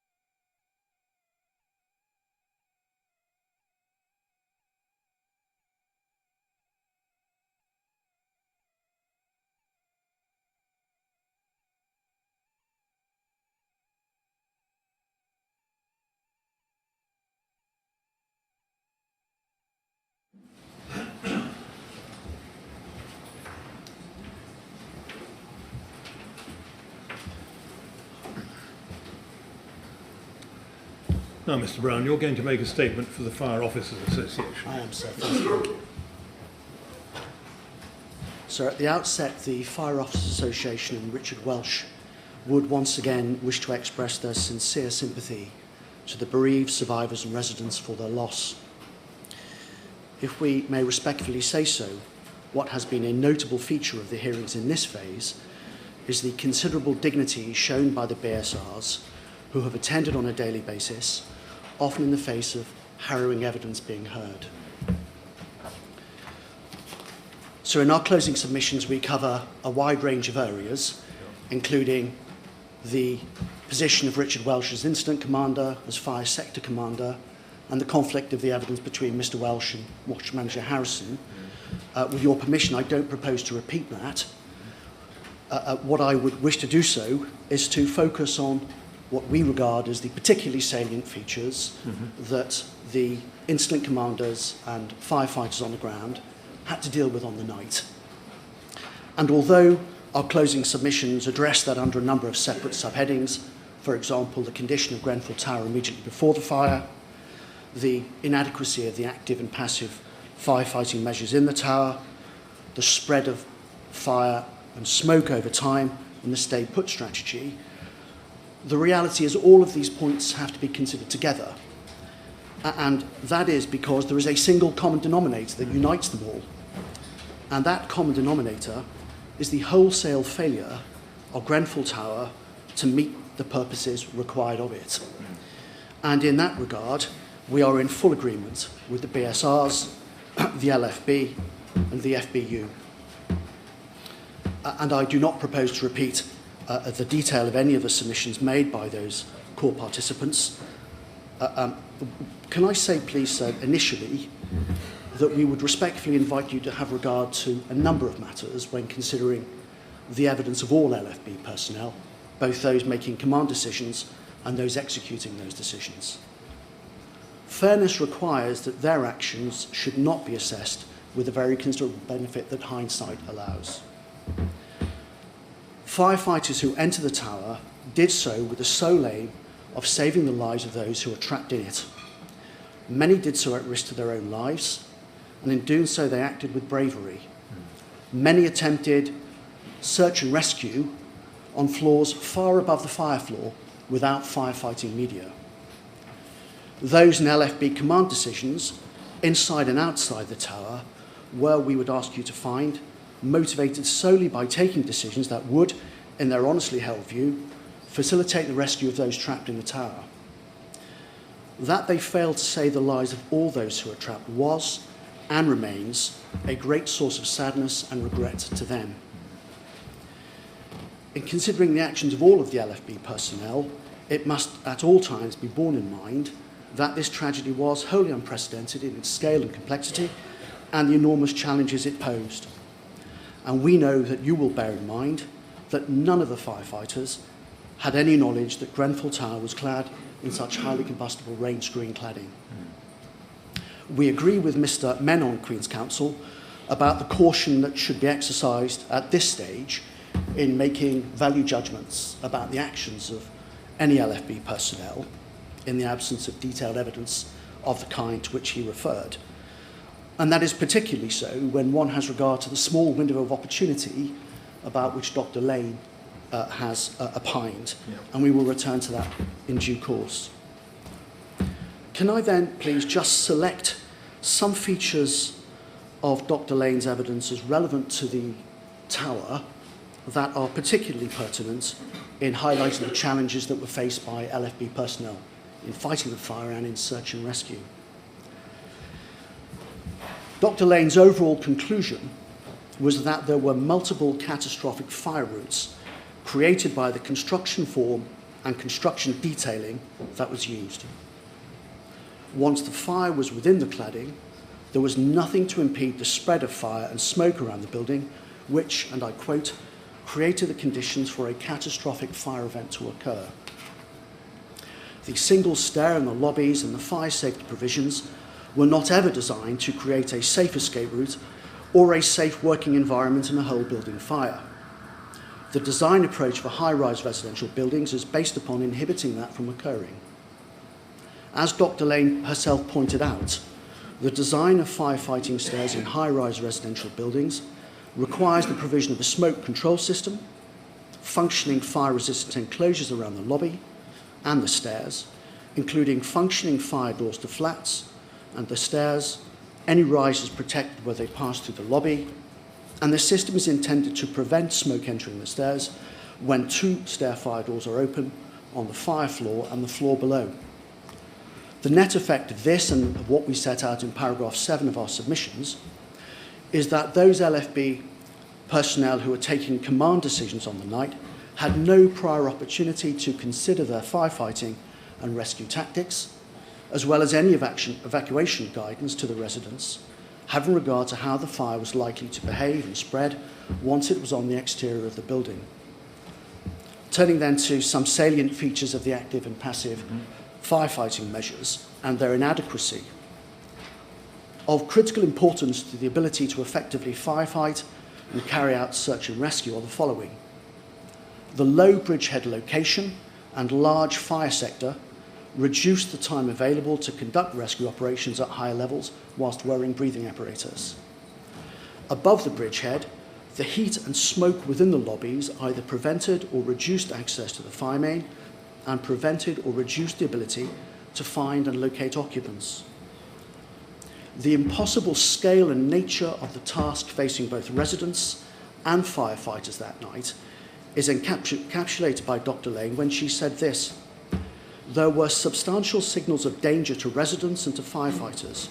This included large quantities of thick black smoke which impacted sight and breathing immediately outside flat entrance doors, intense heat outside flat entrance doors, heat and smoke in the stairs themselves, rapidly advancing fire and smoke entering flats from the external wall, and ultimately horrific and rapidly increasing numbers of fires for the residents to attempt to escape away from within their own flats. It is her opinion that the conditions created difficult and at times life-threatening conditions for the LFB. Those conditions greatly restricted their ability to implement their standard processes and procedures regarding firefighting once the fire spread beyond flat 16. Can I mention stay put briefly, please? It is beyond question that high-rise residential buildings were handed over for occupation on the basis of a stay put, defend in place strategy, and without active or passive protection measures to support a change in that strategy. As a result, this is how the fire brigade encounter buildings in the event of fire. And so the understandable assertion that stay put should have been changed sooner than it was must be considered against that fundamental principle of building design. Also, sir, in considering the ability to deliver any plan which might have been formulated to evacuate residents within the window of opportunity identified by Dr. Lane, the following are of, in our respectful submission, critical importance. By 0157, there were already many reports of persons trapped on floors 10, 12, 14, 16 through to 18, 20, 22 and 23, with smoke or flames reported as coming into their flats. As early as 0120, there was heavy smoke logging on the 5th floor. By 0121, the fire had reached the 11th floor. At 0123, there was heavy smoke logging on the 8th floor lift lobby, with the lift lobbies getting smokier as firefighter O'Byrne ascended. 0128, the 15th floor lift car was filled with black smoke, and at the same time there was thick black smoke down to the ground on the 5th floor. We highlight other features at paragraphs 37 through to 40 of our written submissions, and I won't repeat those. Can I then turn, please, to 2 other matters? And they are the viability of self-evacuation, which we deal with at paragraph 98 on page 32, and finally, whether the evacuation of all residents was a realistic, practical possibility within the window of opportunity identified by Dr. Lane. Dealing first of all with the viability of self-evacuation, can I just address, please, some matters that Professor Purser has dealt with?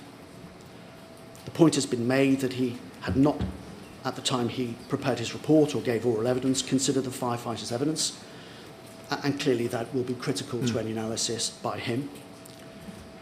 But these other points are, in our respectful submission, also important. Some of the residents in the tower were simply not able to self-evacuate by using the stairs because of, for example, disability. Those who would have been physically able to use the stairs would, understandably, be likely terrified about the conditions they faced in the lobby and on the stairs in deciding whether to use the stairs as an escape route. And so, therefore, with all respect to Professor Purser, the likelihood of there being an orderly procession of residents out of the building in the conditions they faced is one that must be viewed with a degree of caution. The stair capacity is simply that. It is a capacity check. It pays no regard to the realities of evacuation. And the following features are, of course, relevant. Poor visibility in the lobbies and stairs, reducing the speed at which people could move, the effect of extreme temperatures in excess of 150 degrees C within all lobbies, level 5 to levels 7 to 23, and the effect of toxic fumes and sensory irritants and gases in the smoke-filled lobbies and stairs. In addition, there was no viable means of communicating a need to self-evacuate. It was Dr. Lane's opinion that intercom and the use of loud hailers was not viable. And insofar as you need at this phase, sir, to consider the issue of the viability of self-evacuation, those are in our submission important considerations. Similarly, insofar as you need to respectfully grapple with the issue of what would have been different had stay put been changed at about the time it is said it should, at or about 0126. It's important to bear in mind the window of opportunity identified by Dr. Lane, which is from 58 minutes past midnight up to 0140 or possibly 0200. In order to evacuate residents, it would be necessary to have firefighting stairs and lifts which provided a safe air environment to reach the bridgehead, located 2 floors below the fire floor. The lobbies below the fire floor were required to provide a safe air environment to act as the bridgehead. And the stairs above the bridgehead, accessed by crew in BA, would be required to provide tenability for crews to work, including finding and connecting hoses to the mains and the carrying down of any residents rescued. We have set out at paragraphs 101 through to 108 considerations that we say are relevant in that regard. I'll just highlight a number of those, if I may. 20 floors would need evacuating. A conservative assumption of a minimum of 1 BA crew per floor is 4 firefighters. Therefore, 20 floors requires 80 BA wearers. Now, not all appliances would carry 4 firefighters who could actually access the interior to carry out the task. 80 firefighters would require 8 entry control boards and a number of supervisory staff. According to telemetry data, just before 2 a.m. there were 14 BA crews that had been committed. It's 34 firefighters. Many of the firefighters going up the tower at the early stage had to assist residents coming out. Other firefighters were outside the building dealing with other matters, for example, hose management, residents who were evacuating, aerial platforms, extinguishing fires caused by falling debris, and look out for crews who were entering and leaving the building. You have heard about the significant communication difficulties in the tower. Now, the highest number of firefighters in the tower at any one time was 28 BA wearers. We asked the question, even with better radios, with 80 firefighters in the tower, many of them seeking to use channels to communicate, how would that be feasible if it was not feasible with 28? We also highlight these additional features, if we may, please. 4 firefighters per floor may not have been adequate in any event. That is because there may have been conditions on 1 or more floors that required a greater number of firefighters. Some firefighters would be needed for firefighting and evacuation and rescue. There is the issue of how long it would take to commit that many firefighters into the building in terms of briefing each crew, logging onto ECVs, communication checks. There is the further issue of where the bridgehead would be located. It would have to be located on the ground floor. That would be the only area sufficiently large to accommodate that number of crew coming in and leaving, and supervisory staff. We remind you of that which was addressed by Mr. Seaward just. At 0126, there were only 6 pumps at the tower. That would give a further 14 minutes to 0140, if that is taken as the end point of the window, to secure the requisite number of appliances, firefighters, and equipment, and to deploy them into the tower with all that entailed to search and rescue on designated floors. And with the greatest respect, we say that to suggest that that is feasible is a judgment and an assessment with the wisdom of hindsight, and in our most respectful submission is not realistic. Dr. Lane herself recognised in oral evidence that a total evacuation would require firefighters to have knocked on all doors.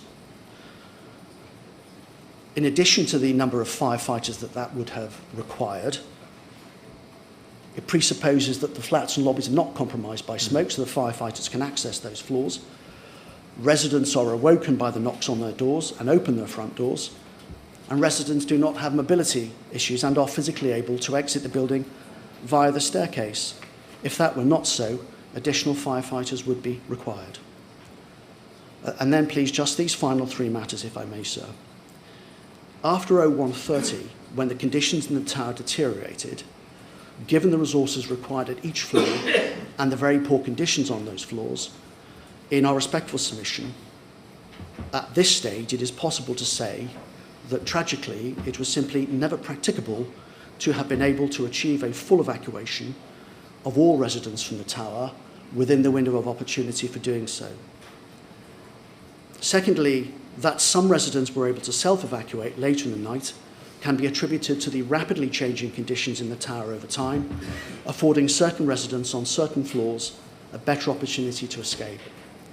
And finally this, sir, coming back to what I have described as the common denominator, the condition of the tower, it was put this way by Group Manager Welsh at the conclusion of his evidence. We did not let you down. The building let us all down. Thank you, Thank sir. you very much, Mr. Browne.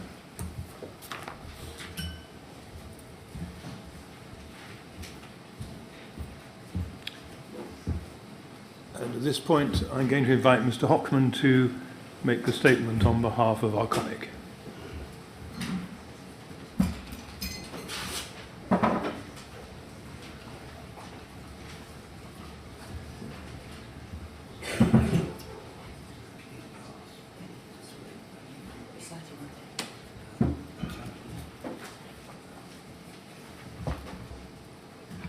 Thank you very much. Thank you. Yes, when you're ready, Mr. Hockman. Thank you, sir. As you know, we have submitted a lengthy and detailed written closing to which we would invite the inquiry to pay close attention. And so in this oral statement, I propose to summarise our written closing and in the course of doing so to respond where necessary to points made by other core participants, whether in writing or orally. In my oral opening, delivered to you several months ago, I adopted the course of identifying 10 key points not commandments, for your consideration, and I hope it will be helpful if I adopt the same approach today. Before coming to the 10 points, I would like to reiterate once again our sympathy for all those affected by the fire at Grenfell Tower, including, of course, the bereaved, the survivors, and the residents, many of whom have now given evidence to you. And I would include in this expression of sympathy an expression of respect for every individual firefighter and other first responder who was deployed to the scene, as well as those in the control room. And again, you've heard evidence from many of these individuals. A further preliminary comment that I would make is this. We say in our written closing that it's already apparent that this inquiry is in many respects making history. In part, this is no doubt because of the scale of the tragedy which is being investigated, the number of persons affected and involved, and the complexity of some of the issues. In addition, it's because of the conscious effort which has been made to enable the survivors, residents, and other local people to play their full part, an effort which we unreservedly support and which has already achieved what I think was described by one of the advocates for the BSRs as representing the gold standard. Now, turning to the substantive points which I wish to make today, these fall under two main headings. Some of my points relate to provisional evidential findings, which we suggest it may be open to the inquiry to make, even at this relatively early stage, and in the context of your Phase 1 report. Some of the points, however, to which I will come in the later part of this statement, are points relating to the proper scope and approach applicable to your work at this stage. I make no apology, and this is my final preliminary observation, I make no apology for selecting points which concern our clients. This is not because we fail to appreciate the breadth of the matters already covered by the evidence which you've heard, but because it is only by seeing and taking fairly into account that evidence from the viewpoint of each and every one of the core participants that you can hope to arrive at a true and just analysis of the material before you, which I know you will be determined to do. If we were to fail to present the specific perspective of AAP SAS, of Arconic as it's known in this room, then not only would we be letting our own clients down, but we would be letting you down too, or at least making your task a great deal harder. So I come to the first of my 10 points, and this is to underline some of the information which you've received relating to the use of ACM PE cladding panels, not just at Grenfell Tower, but more generally. You now know that this kind of ACM panel has been in widespread use for many years in the United Kingdom and abroad, even though we ourselves supplied only a limited proportion of it. The recent statement by the Ministry noted that in the United Kingdom alone, advice has been given to the owners of 457 high-rise buildings relating to the use of ACM cladding panels. So it is clear that the use of such panels must have received regulatory approval up and down the country on many, many occasions. Only in recent days has the UK government introduced regulations to control not the manufacture or sale of such panels, but their use above a certain height, I think to come into force on the 21st of December of this year. These obviously will be relevant matters when you proceed in Phase 2 to analyse where responsibility lies for the tragedy which occurred at Grenfell Tower. However, these vital background matters also have a bearing on the approach you should adopt to Phase 1. And in particular, we respectfully submit that any comments about, say, materials which you may make in your Phase 1 report, let alone specific findings, if any, should be limited to the circumstances at Grenfell Tower, some of which I shall now go on to emphasise.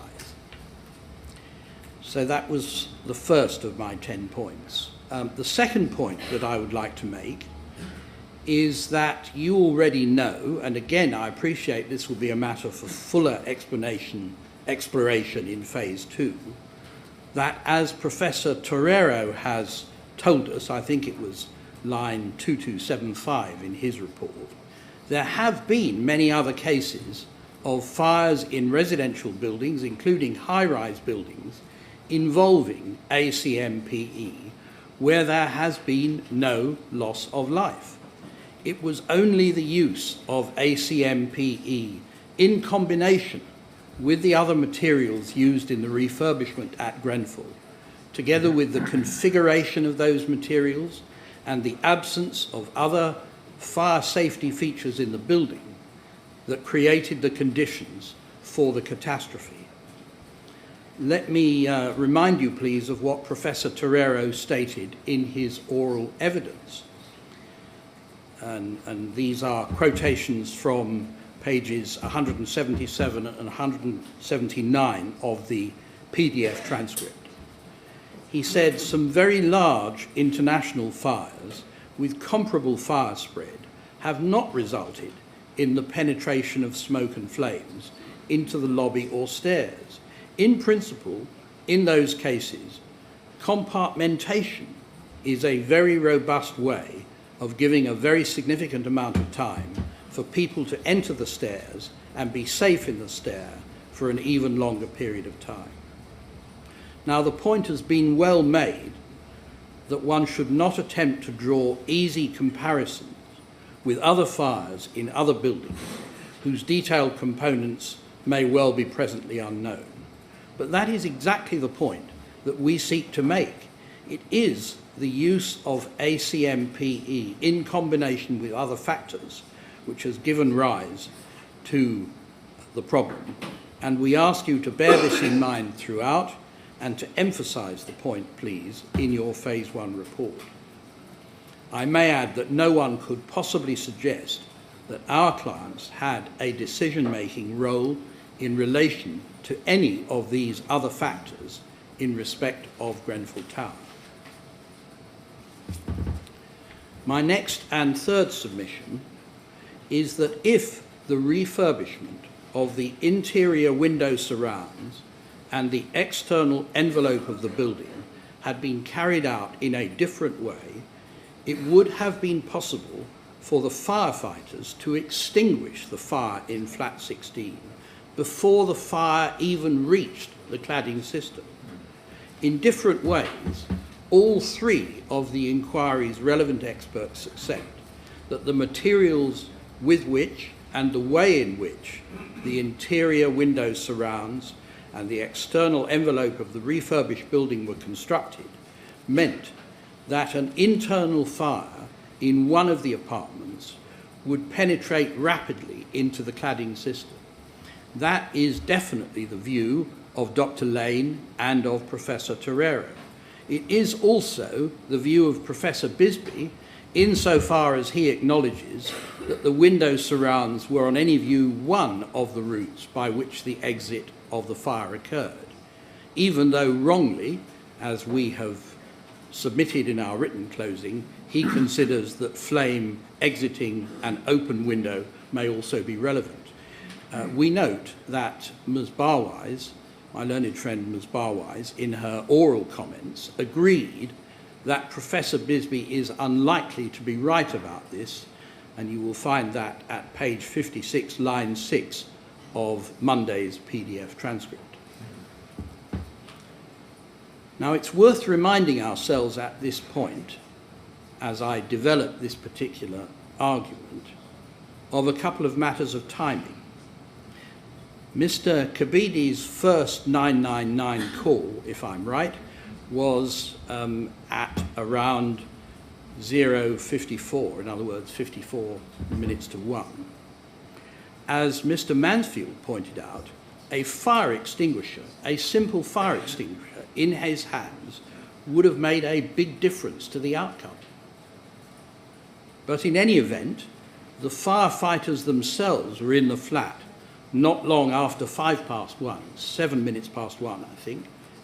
And if the window surrounds had been capable of maintaining compartmentation as they ought to have done, again, the course of subsequent events in terms of the fire reaching the cladding system as a whole would have been very different. Remember also, please, and this is a further point within the same theme, that the use of PIR insulation immediately outside the window structure, a material which has a low thermal inertia and therefore catches fire relatively quickly, meant that not only did the fire exit from the flat much more quickly than anyone would have expected, but it contributed to an increase in temperature within the cladding system cavity, thereby providing optimum conditions for the ACMPE panels to catch fire. This sequence of events was entirely avoidable if a different approach to the refurbishment had been adopted, irrespective of the type of rain screen panelling which was thereafter superimposed. Now, in that submission, again, we are supported by the written closing statement of Mr. Friedman, Ms. Barwise and their colleagues, who at their paragraph 2.46, and I quote, make the following point, and it's exactly the point that I've just made. Had the insulation used been of limited combustibility, this would have reduced the speed with which it burned, particularly at the outset, and this is the key part of it, potentially enabling the LFB to extinguish the fire before it took hold in the facade and/or enabling occupants to evacuate in time. And that point was confirmed orally by Ms. Barwise on Monday at page 72, line 7. And if that point about the insulation is valid, as we submit that it is, then it must follow that the same point can equally correctly be made, not only in relation to the insulation which was attached to the exterior of the building, but in relation to the components of the windows surrounds to which I referred a little earlier. And this point in general, this third point, is consistent with point 2, which I made previously, namely that it was only the use of the ACMPE panels in combination with other components that gave rise to a risk to health and safety. The point is obvious and we submit irrefutable. Now my next point, my fourth point, is that if certain internal features of the building, internal features, had been differently designed and constructed, then the fire would have penetrated the building much less rapidly, and thus all, or at least much of the tragic loss of life would have been spared. And by internal features of the building, I have in mind, among other factors, the nature of the purported fire doors, the nature of the ventilation system, and the absence of sprinklers. Factors such as these had a key influence upon the penetration of the fire from each of the individual flats into other parts of the building. A comparable point could be made in relation once again to the design and construction of the window surrounds, which had a key influence on the speed with which the external fire penetrated back into the interior of the building. In essence, as many of the experts have highlighted, there was a fundamental failure of compartmentation, a key issue, a key assumption on which high-rise fire safety strategy is predicated. Now I move on to my fifth point, which is to make a comment arising from the evidence of some of the members of the fire service. It's clear from that evidence that the issue of compartmentation was one to which many, if not all, of the firefighters attached the greatest importance. In the evidence given by the senior officers of the London Fire Brigade, they explained that firefighters did assume in advance of the fire, and moreover considered that they were entitled to assume, that the regulatory system would ensure that compartmentation would be maintained, making it unlikely that a fire in a particular apartment would penetrate to the outer facade of the external envelope. They stressed that they had assumed also, and were entitled to assume, that a fire affecting the external envelope would not be expected to penetrate back into the building and spread internally, again in breach of compartmentation. They clearly believed that in the case of Grenfell Tower, breach of compartmentation, both externally and internally, had occurred, and that this was not only unforeseeable, but was indeed a bigger issue for them than the fire spread on the external envelope. Now, the concluding comment that I would make about these points is that if the firefighters were entitled to make, or did reasonably make, such assumptions as to the level of compartmentation which would be maintained within this high-rise block, then it would follow, would it not, that the supplier of a component part, of one single component part of the external envelope, would surely have been entitled to make a similar assumption, particularly if, after such supply, that supplier was not involved in any of the subsequent refurbishment and construction work. Now, my next point, my sixth point, my sixth and seventh points, in fact, are shorter, and they are these. Firstly, the sixth point, just to identify or to isolate and say a word or two about the insulation.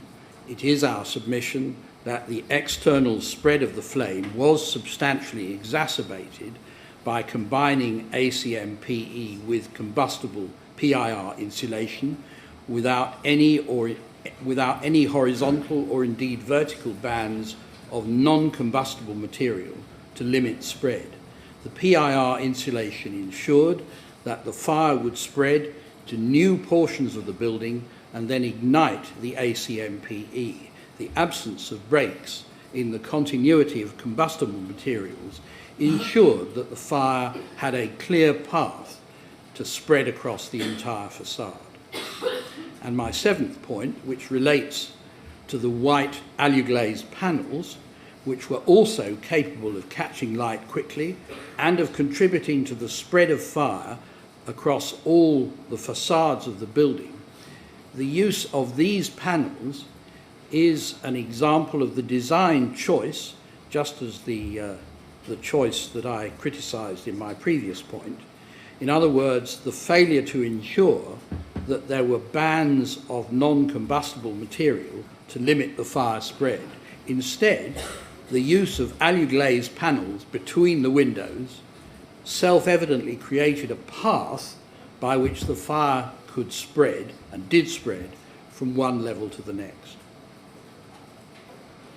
So I move to my eighth point. The tragedy at Grenfell Tower shows the awful consequences which can arise when combustible materials are used in a particular combination and configured in a particular manner, when compartmentation is significantly compromised by refurbishment works, and when there is a lack of any sufficient protective measures such as sprinklers. However, that does not show that the use of ACM panels in itself would have given rise to a risk to health and safety. Under the applicable regulatory regime, there was no prohibition on the use of this material, and it has been widely used. Whether it could be appropriately used, and if so, to what extent and in what manner, would have been a matter for assessment, taking into account all the features of the building, including its component materials, and including the extent, and this is important, of active and passive fire prevention measures. And we do suggest that it's likely that if there were sections where the continuous ACM-PE panel had been interrupted, either by non-PE panels or different design features, such that the continuity of the PE was broken, the fire would have been slowed or interrupted. Although the combustible insulation and perhaps the non-existent or ineffective cavity barriers would have allowed the fire to propagate in any event. It's also possible that had the white panels not been combustible, there would have been no vertical spread between the spandrels, as there would have been neither combustible insulation nor combustible panels in the window line. If a non-combustible band had also been present on the columns, it is likely that fire spread would have been dramatically slowed and possibly prevented. Now, similar points, and I just need to develop this particular argument a little further, similar points can be made in respect of the architectural crown.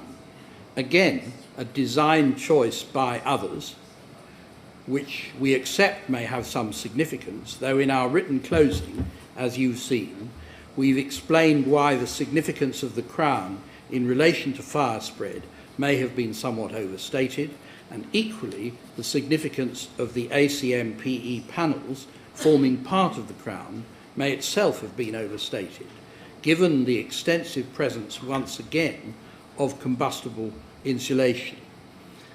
And we'd refer you, please, to paragraphs 85 to 92 of our written closing, in which these points are covered in detail.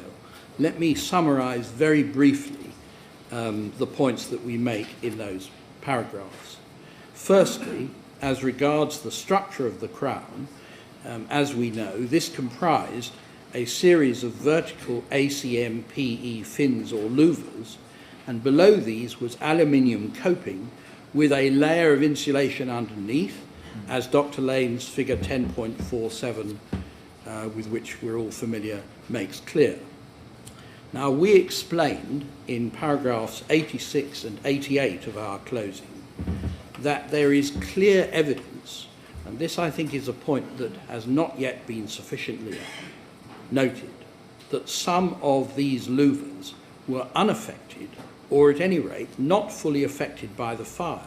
And we submitted in our written closing that this showed that the fire on those panels was not self-sustaining without the heat retention of backing insulation, or in other words, that it was the insulation which was significant in driving the spread of the fire.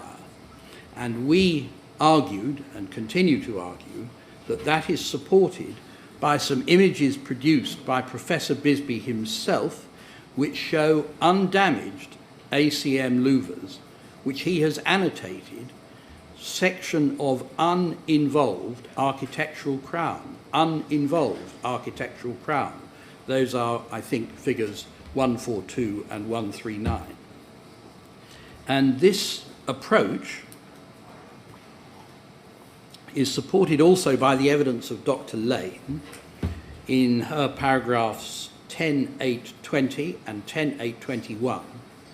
And let me quote briefly from those paragraphs.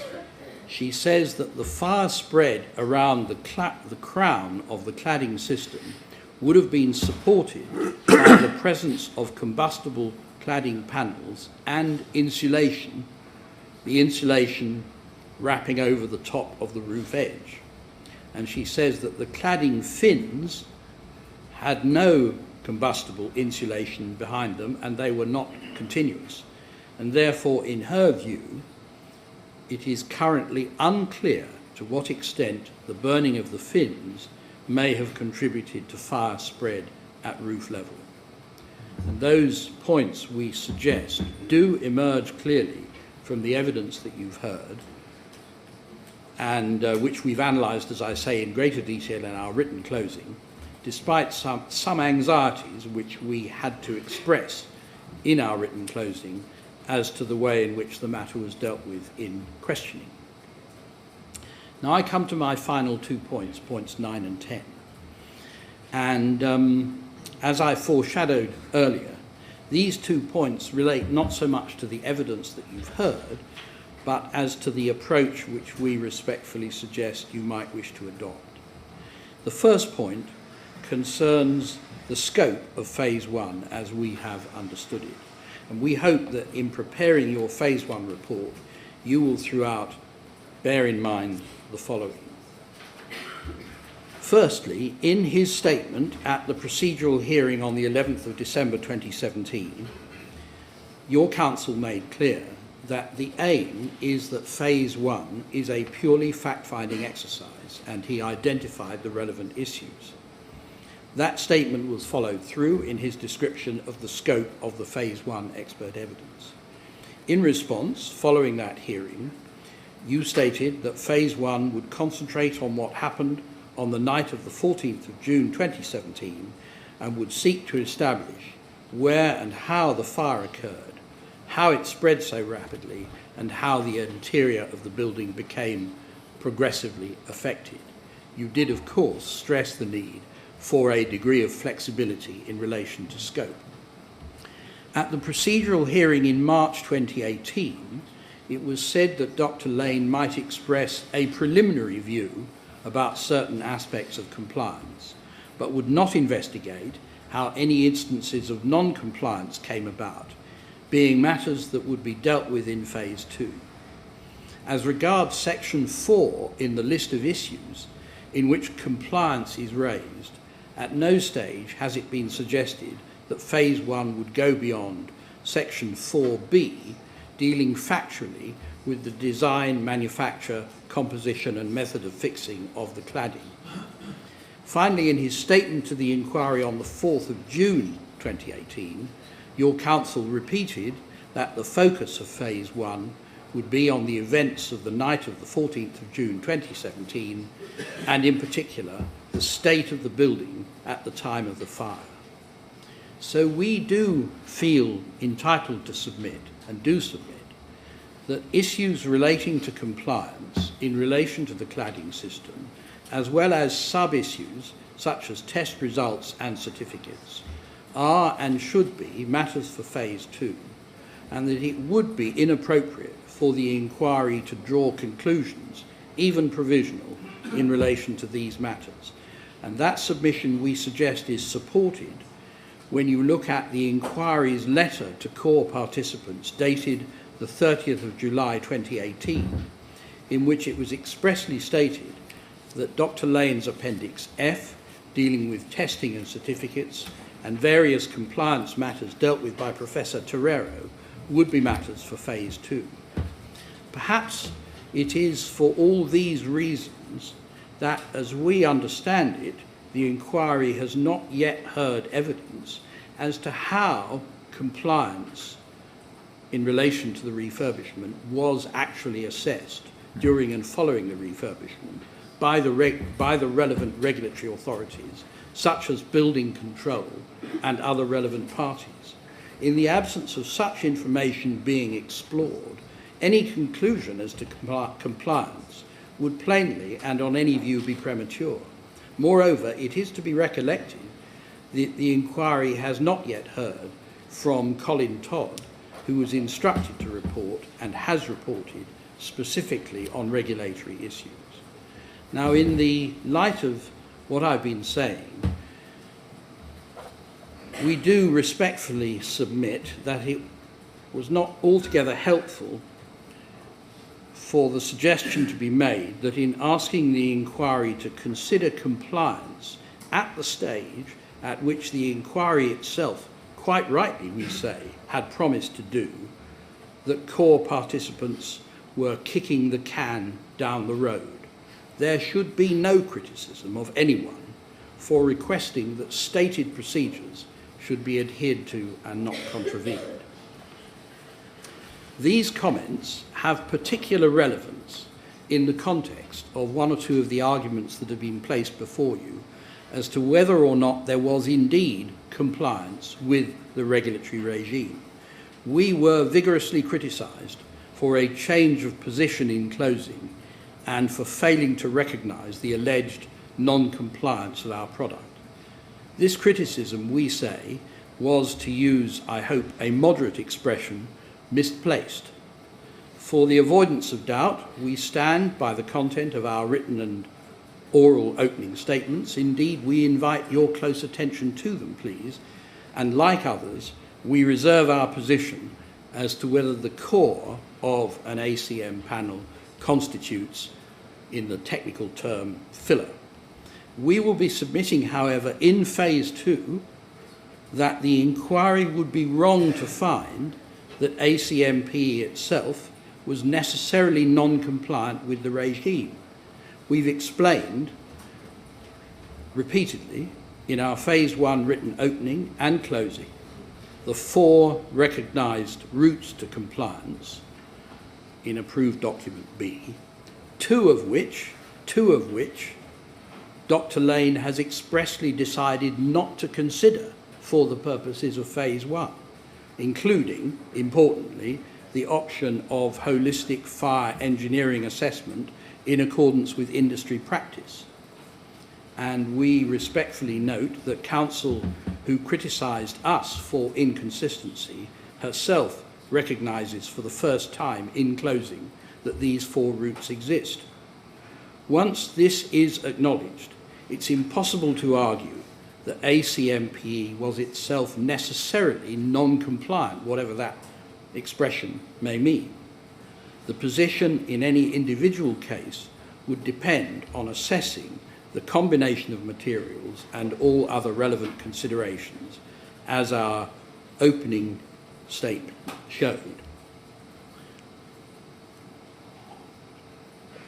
We do note that in her oral closing, and it's in the PDF transcript, page 66, line 19, that Ms. Barwise told you that in phase 2, and please note that it was she who said in phase 2, she will submit that the core of the panels should have been of limited combustibility.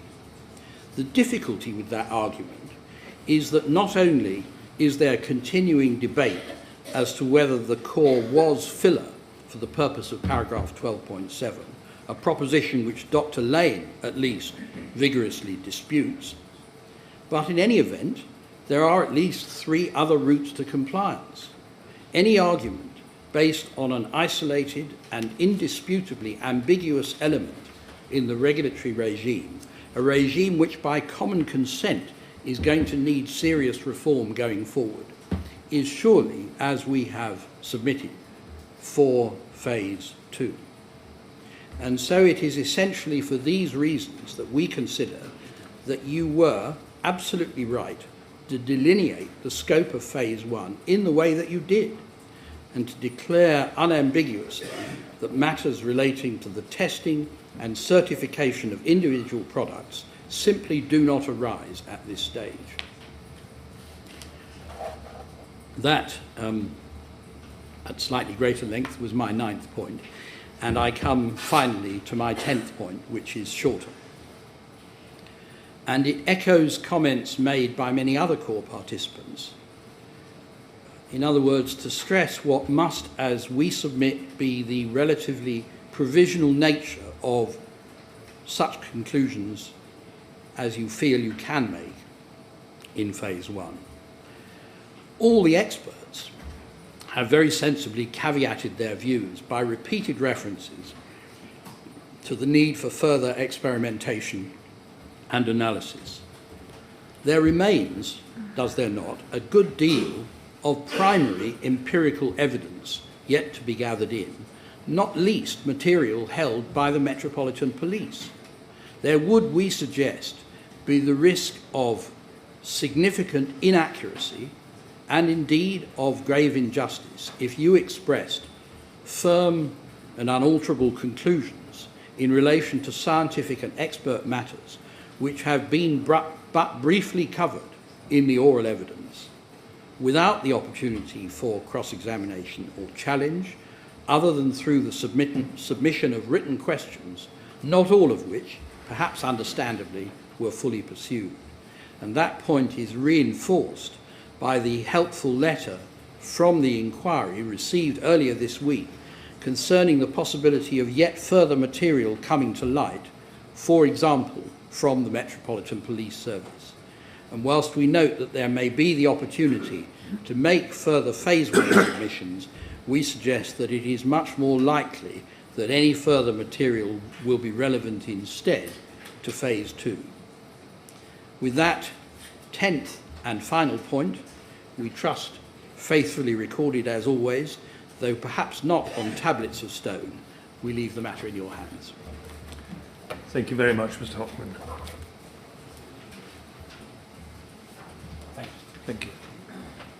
Well, now, we've made very good timing, and I can see that Mr. Leonard is on his way to address us. Well, I was just wondering, Mr. Leonard, whether you feel... Sorry, you take your place before I talk to you. With some trepidation. Yes. No, I was just wondering whether you feel comfortable in finishing by the usual hour, or whether we would do better to have a break at this point and resume after lunch. The latest... I don't want you to feel rushed. I won't. And there are things I need to deal with after you have finished your statement. Trying to gauge where the wind is blowing here. I have to say, for my own part, I can be finished by 1:05. I'd sort of negotiated with the shorthand writer that if that happened, it would still be possible. And that would clear this afternoon for all of us to think about the way forward. We'll help you if we need to. Right, well, you carry on. I may have to trespass on people's patience a little bit after you finish, but I hope they'll forgive me if I do that. Indeed so. Right, well, when you're ready, you... Yes. So thank you on behalf of CS Stokes Associates Limited for allowing us this further opportunity to address you an oral submission. We've supplied a written submission that we know you'll have taken account of. But first of all, may I just say, as others have, that the courage and fortitude shown by bereaved survivors and relatives when giving evidence has been truly remarkable, and the bravery and commitment of the emergency services who attended is similarly worthy of recognition. CS Stokes remains committed to assisting the public inquiry as best it can, primarily with the fire safety order and fire risk assessments, and to that end has provided disclosure to your team, suggested questions, some of which have been asked, and provided a lengthy witness statement in response to the Rule 9 request. And my submissions today will focus on the following. Firstly, topics for determination by you at Phase 1. Secondly, some more comment about stay put. Thirdly, some more comment about GRA 3.2. Fourthly, some inferences of fact we invite you to consider. And fifthly, some conclusions. As far as topics for Phase 1 are concerned, I bear very much in mind what we've literally just heard from my learned friend Mr. Hockman, Queen's Counsel, who takes a slightly different view in oral submission that, as I apprehend it, and I think I'm the last, almost every other person addressing you orally has taken, namely scope and the issue of compliance.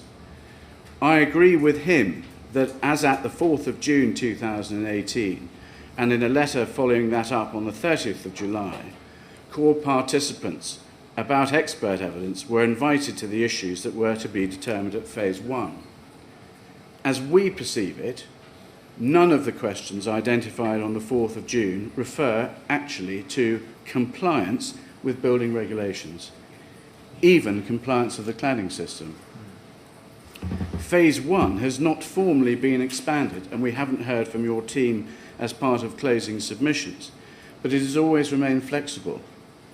A number of core participants, the BSRs, Royal Borough of Kennington, Chelsea, and others, have said, and indeed asked, that compliance of the cladding system be addressed.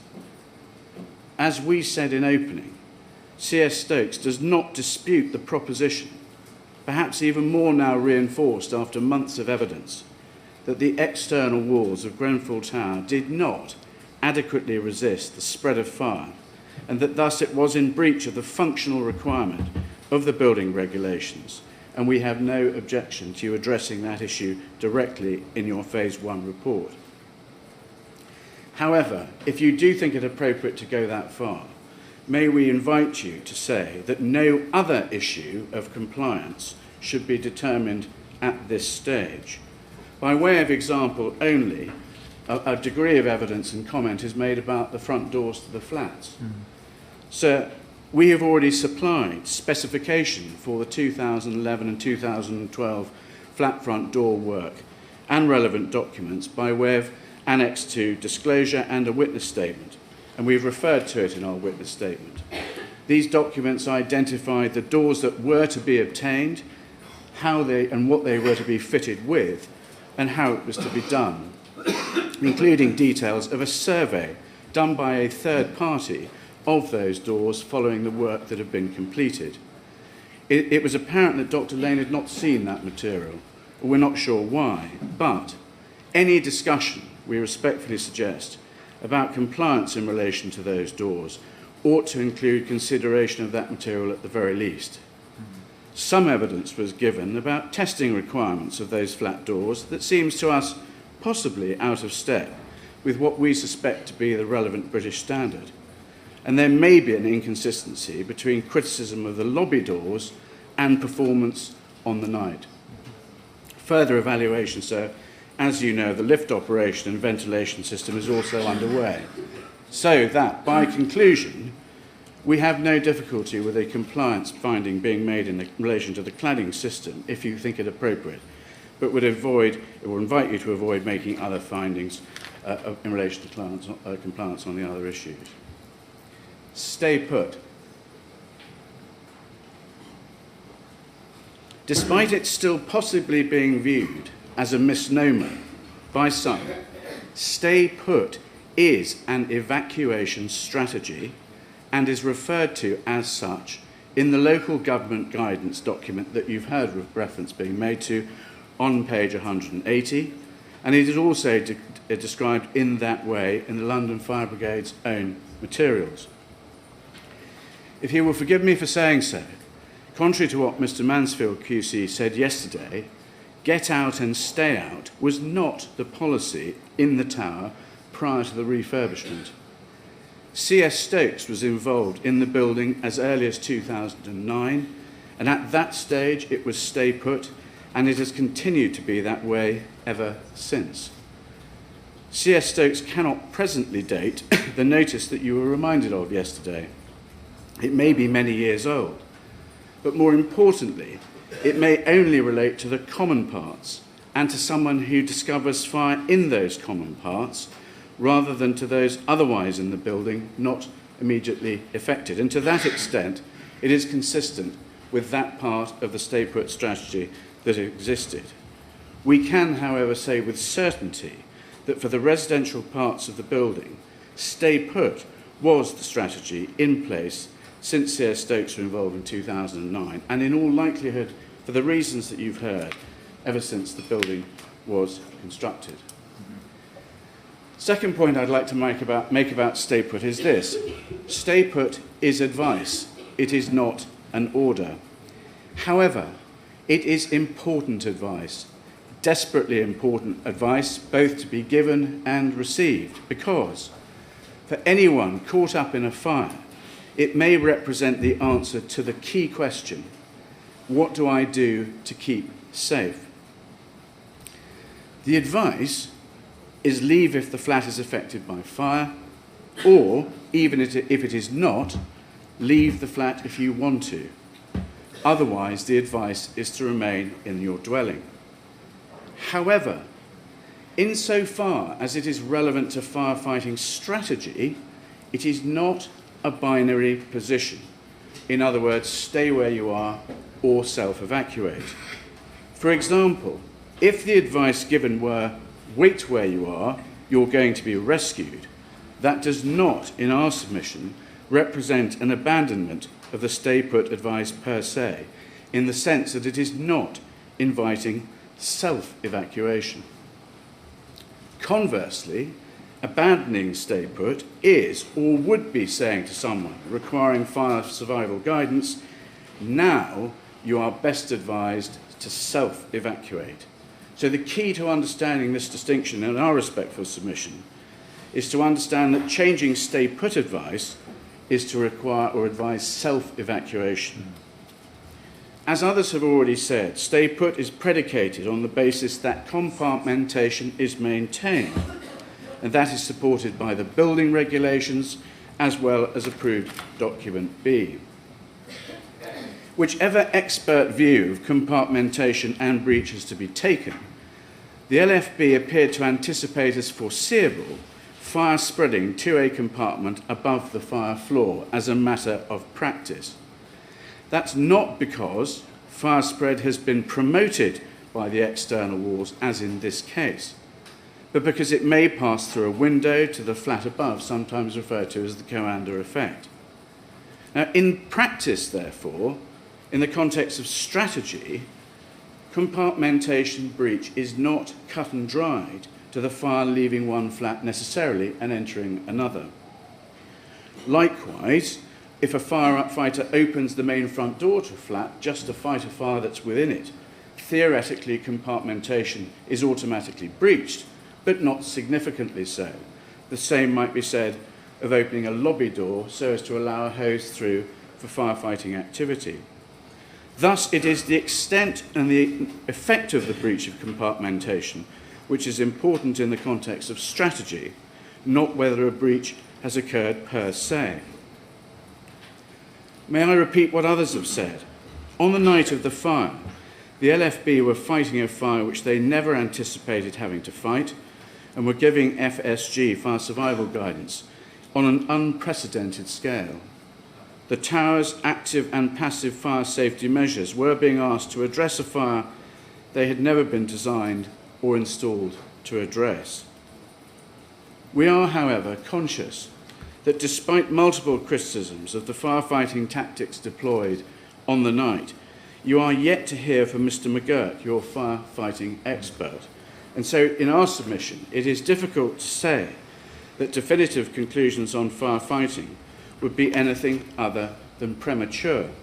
However, if the firefighting strategy did need to be changed, and this may be something that Mr. McGirt needs to look at, then that change could have been so as to increase the emphasis on a structured and assisted evacuation of the building that did not rely on a call being received from a particular flat, but effected a structured and assisted evacuation of the building floor by floor.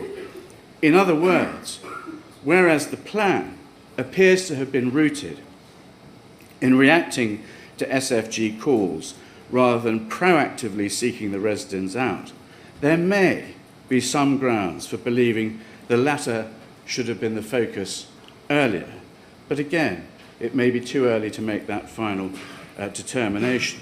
What is interesting and of note, however, is that GRA 3.2 on page 29 foresaw that it, as a matter for the incident commander to consider, advising callers to be, and I quote, guided from their property by the firefighters was an option.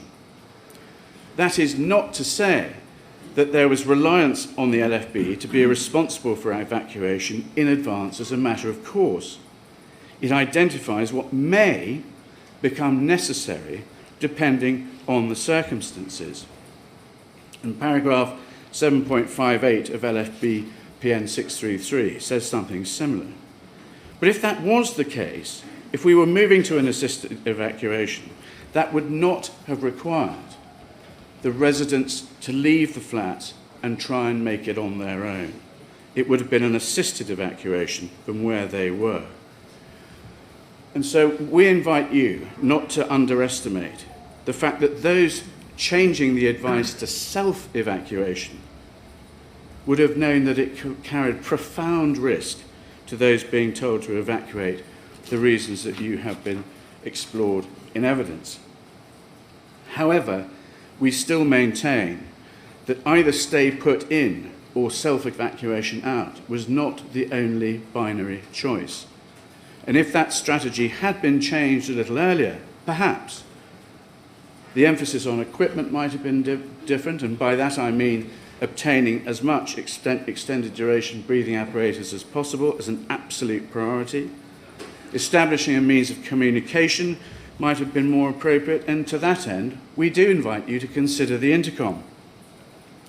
This was raised not by CS Stokes because it was said to be an existing fire safety installation, but because at the very least it represented a chance for all of the flats to be contacted, and that does not appear to have been considered. Interestingly, you may also note that on page 49 of GRA 3.2, the question of an intercom as a control measure is specifically referred to.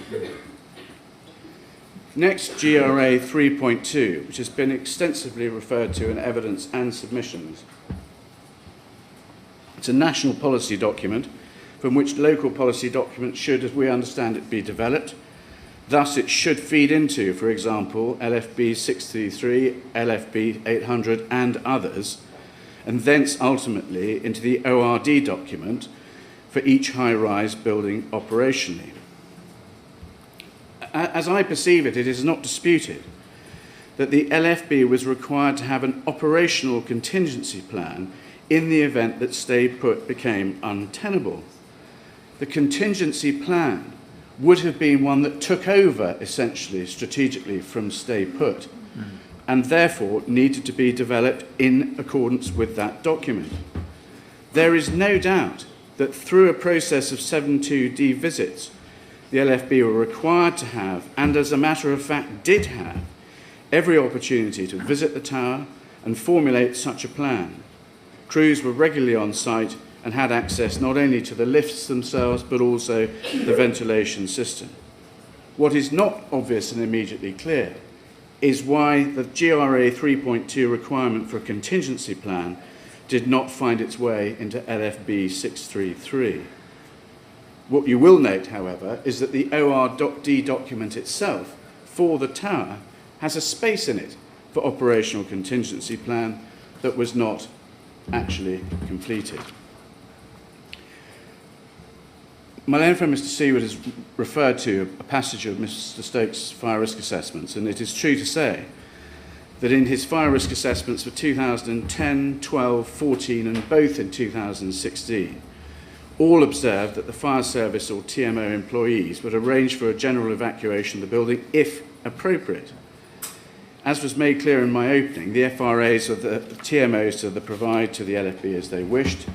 We have absolutely no doubt, as Phase 2 disclosure will show, that the 2012 FRA was definitely supplied to the LFB without any criticism or concern raised, quite the opposite, and we are fairly confident that the June 2016 one was as well, but no doubt we can return to that in due course. Reference to general evacuation in the FRA, we respectfully suggest, is entirely consistent with the requirement for a contingency plan in GRA 3.2 and in LFB policy 7.46. May I turn to some inferences of fact to be drawn? Unfortunately, looking at the time, there aren't very many of them. We've set some out in our written submission, and they are profound but simple ones to be drawn from some simple but important propositions of fact. Firstly, the firefighters, the first firefighters, were in flat 16 at or about 0107 on the night of the fire. Shortly thereafter, fire escaped flat 16 through the fan vent, an open window, or via the UPVC surround and ignited the cladding system. The cladding system did not just come into contact with flame, as it might have done, and resist fire spread as it should have done, it ignited. If it had not so ignited, it is blindingly obvious to state that the fire would not have spread in the way it did. However, as has been emphasised this morning, most importantly in this context, the original internal fire in the kitchen was extinguished by or about 0121 that morning. The inferences to draw from those facts we respectfully suggest can be these. Compartmentation would never have been compromised by the original fire in flat 16 with a properly compliant cladding system. It would have resisted the spread of fire rather than ignited and promoted it. There is no reason to suppose that if the cladding system had not ignited, stay put as a safety measure or strategy would have been compromised. There is no reason to suppose that if the cladding had not ignited, relevant active and/or passive fire measures in the tower would have been engaged at all, let alone compromised outside flat 16. The firefighters would have extinguished the fire in the way they described, ensured there was no spread to the flat above, or deal with it if it had, and addressed the aftermath to the extent they needed to. In all likelihood, sir, we say, relevant active and passive fire measures present in the building would have coped, as intended, with all fire and smoke generated by the original fire by 01/21. And as has been said by others, therefore, key to this whole process of spread is the ignition rather than resistance of the cladding system, and not the active failure of active and passive fire measures in the tower. By way of conclusion, even if a contingency plan had been formulated by the London Fire Brigade, we respectfully suggest that such a plan would never have contemplated a need to evacuate the entire building with some urgency by 01/26, if that is a conclusion you come to. They might have identified how it might have been achieved in the longer term, but not within that timescale. Despite cladding being referred to in GR 3.2, and despite evidence about previous high-rise fires, in the immediate aftermath of a refurbishment involving multiple expert contractors, a fire engineer, and approval from building control, to which the London Fire Brigade are party through their fire engineering department, the LFB, we venture to suggest, would never have contemplated the fire spreading so quickly or so extensively for the reasons it did. If the LFB had contemplated that such fire spread, and the only conclusion was the need to be able to effect an all but immediate complete evacuation of the building, stay put as a policy is highly unlikely to have been in place at all, and the active and passive fire safety measures in the building are unlikely to have been thought capable of supporting such a need. This feeds in to Dr. Lane's reasoning that the building should not have been occupied or handed over in the condition it was post-refurbishment. Her conclusion was that on the basis of that construction, there were no active or passive fire safety measures that could have addressed or reduced the risk of harm posed by the cladding as constructed. As fire risk assessor, we agree. However, suffice it to say, and we have said it in writing, that if a building is passed as compliant by building control, that should be capable of being taken to mean that the functional requirements of B4 were satisfied, and that a route for compliance with approved document B had properly achieved, and thus that the cladding would not represent a risk to the health and safety of those that live there. But those, sir, are matters for you to investigate at phase 2. And unless I can assist you further, those are my submissions. Thank you very much indeed.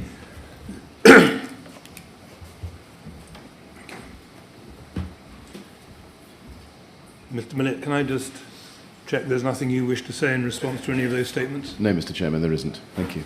Thank you very much. Well, that brings us to the end of the opening statements and also to the end of these Phase 1 hearings. I hope I'll be forgiven for trespassing a little further on your good nature and that of the transcribers if I take this opportunity to close the proceedings with a few remarks, because before we all leave, I think this is a good time to take stock for a moment or two of what the inquiry has done so far and what it will be doing over the coming months. In Phase 1, we're seeking to establish in some detail what happened at Grenfell Tower on the 14th of June 2017, so that in Phase 2 we can focus our attention on the critical circumstances and decisions which enabled such a devastating event to occur. And I'm pleased to confirm that work on Phase 2 has already been going on for several months. Those who lost friends and relations, those who lived in the tower and lost both their homes and everything they owned, and those who lived close to the tower and were directly affected by the fire, all want to know how it was possible for a disaster of that kind to occur. But before we can answer that question, we need to understand in some detail the course of events that took place, so that in phase 2 we can ask the right questions of the right people. In the course of doing that, we may also be able to confirm or dispel some of the rumours and suspicions which have surrounded the events of that night. This inquiry is unlike any other in the number of core participants, and I would suggest in the scope and complexity of the evidence it has considered and will yet have to consider.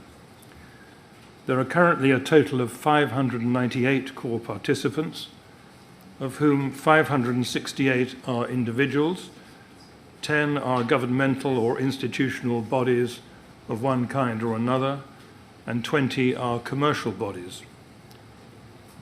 Over the last 12 months, the inquiry team has collected, sifted and disclosed over 20,000 documents, not including the many witness statements we've also received. All those documents had to be checked for relevance and to ensure that no personal data was inadvertently disclosed in contravention of the data protection legislation.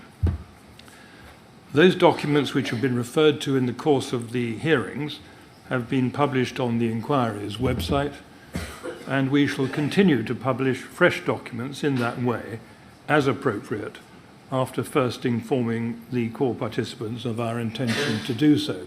The inquiry has received 668 statements from firefighters. Most were from members of the London Fire Brigade, but some were from other regional fire and rescue services which provided assistance on the night in question. It has heard oral evidence from 88 of those witnesses, including firefighters, control room officers, and officers of the London Fire Brigade, including the Commissioner herself and other senior officers. Statements from 262 individual fire and rescue personnel have been read into the record. The inquiry has received 307 witness statements from a total of 275 bereaved survivors and residents, for which I'm particularly grateful, knowing how difficult it must have been for many of them to describe their harrowing experiences. 35 bereaved survivors and residents gave oral evidence, often in very moving terms. A total of 266 witness statements, that's 47 from bereaved friends and relatives, 150 from survivors and residents of the tower, 68 from residents of the walkways, and 1 from a relative of someone who survived, have been read into the record and form part of the evidence before the inquiry.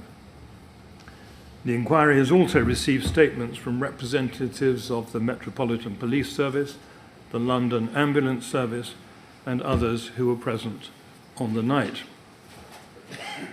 The inquiry has also had the benefit of hearing from many expert witnesses, all of whom are leading authorities in their fields. They have examined the tower and the remains of some of the equipment found within it. They've provided the inquiry with detailed reports containing their findings and expert opinions based on them. They've given evidence in person to explain their opinions and have responded to questions directed to them. Public hearings began in May this year with the commemoration hearings held at the Millennium Hotel, which brought those who died in the fire to the fore. Those hearings have ensured that they will never be lost to sight amid the many issues of a technical nature with which the inquiry inevitably has to grapple. The commemoration hearings were followed by several weeks of hearings here at Holborn Bars, which started at the beginning of June and have continued with occasional breaks until today. As a result, the inquiry has sat to take evidence and to hear opening and closing statements for a total of nearly 100 days. I'm very grateful to all those who've given evidence to the inquiry, whether in the form of written statements or in person at the hearings, despite the difficulties many of them clearly experienced in doing so. It's not been possible to call all those who provided statements to give their evidence in person, but all of them can be assured that their evidence is very valuable and will be taken into account when the report is drafted. The next step, of course, for the inquiry is to examine the very significant body of evidence amassed by it and to produce a report describing in appropriate detail what happened. That report will be produced as soon as possible, having regard to the volume of material that has to be digested. I've always made it clear that in discharging the inquiry's terms of reference, it will seek to carry out, as far as it properly can, an investigation into the deaths caused by the fire of a kind that will make it unnecessary for the coroner to pursue her own investigations. Much of the evidence required to enable the necessary findings to be made is already available, but it's possible that some may still be missing. Piecing together the evidence relating to each person who died is a complex task, and one in which I understand that those who represent the bereaved would like to join. I welcome their offer of assistance and hope that insofar as they consider that the material available at this stage is insufficient to enable me to make all the findings needed to meet the coroner's requirements, they will help me to identify what further evidence they think might be obtained within the scope of the inquiry's terms of reference. It may be desirable to hold further hearings for that purpose during the course of next year, with a view to producing a supplemental report. In the light of the conclusions reached in the Phase 1 report, it may be possible to make certain recommendations without waiting for the final report at the end of Phase 2. I'm going to say a little bit more about that in a moment. However, some of the bereaved survivor and resident corps participants have expressed the view through their counsel that in the light of the evidence which the inquiry has already heard, it's clear that there are some steps which can and should be taken immediately in the interests of public safety, without the need to wait for further evidence or undertaking consultation of any kind, and without waiting for the publication even of the Phase 1 report. When the matter was last raised, however, there did not appear to be agreement about what those steps might be. So I put in place a procedure for considering proposals from those corps participants who wished to put them forward. The first step was to invite the 5 governmental and institutional corps participants who bear a particular responsibility for the safety of the public, or perhaps a section of it, to tell the inquiry what steps they had already taken in response to the fire or intended to take in the near future. Position statements have now been provided by all those bodies and have been published on the inquiry's website. The next step is for corps participants and the inquiry itself to put forward suggestions of their own and comment on those put forward by each other. The expert witnesses instructed by the inquiry will also be asked for their views. Depending on the outcome of that process, it may be desirable to hear argument about the merits of some of those proposals before reaching a final decision. As I've said, I think it likely that I shall want to consider some recommendations in the light of the findings in the Phase 1 report. In general, however, I think that before doing so, it would be wise to canvass the views of those who have relevant experience in order to avoid unintended consequences of an undesirable kind.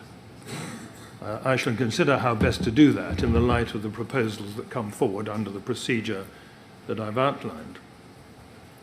Let me move on for a moment to deal with Phase 2.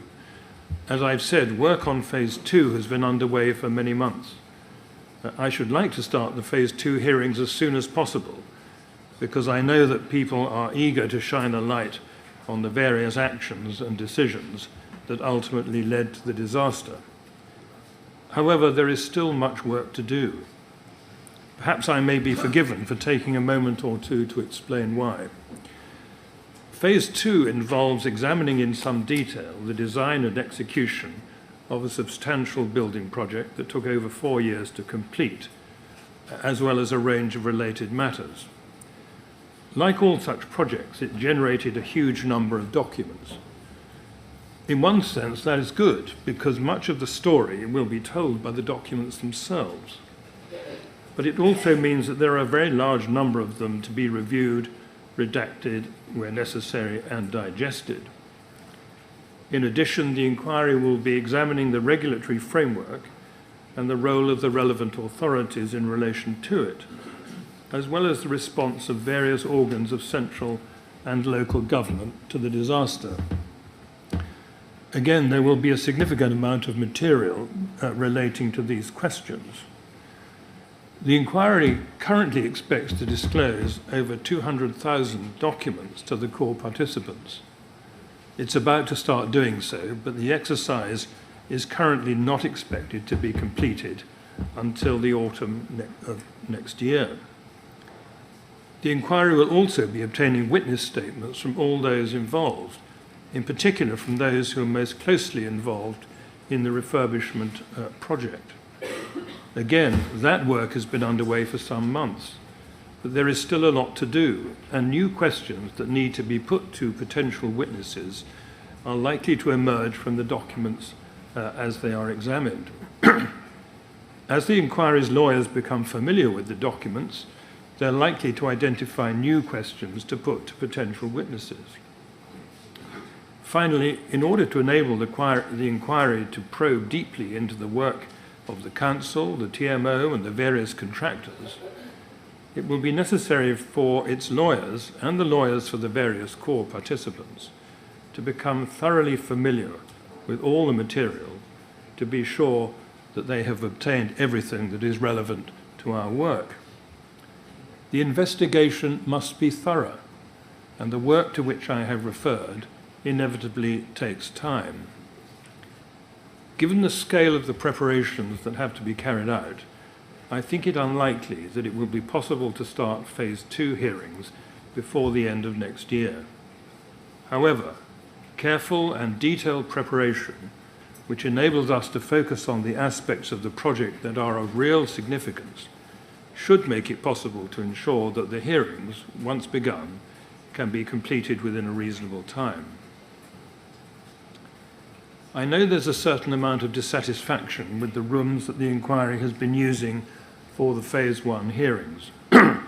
We're well aware that many people had hoped that we could find rooms in or at least nearer to North Kensington.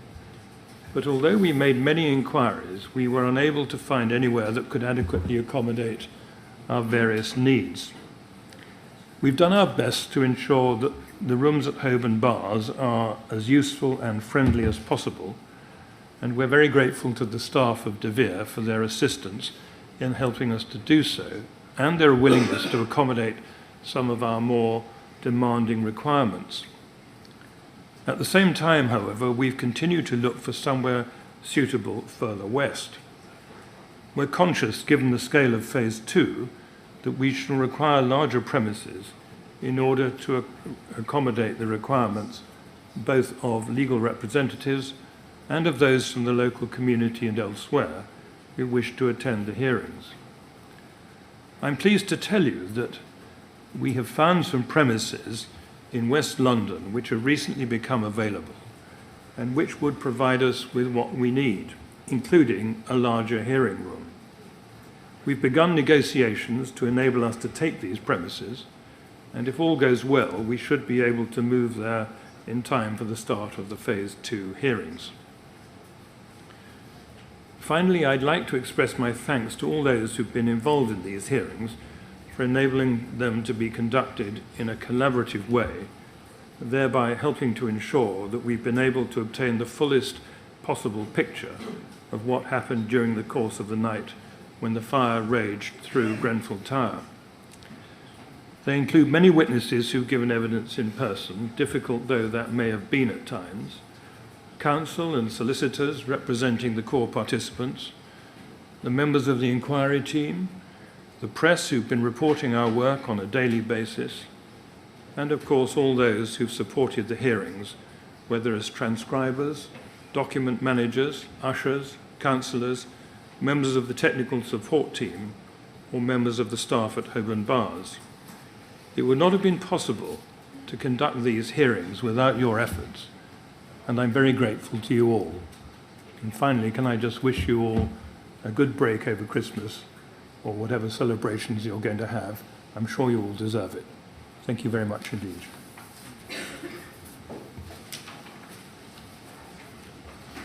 Well, that concludes the Phase 1 hearings, and we shall be in touch in due course to let you know when we're going to sit again.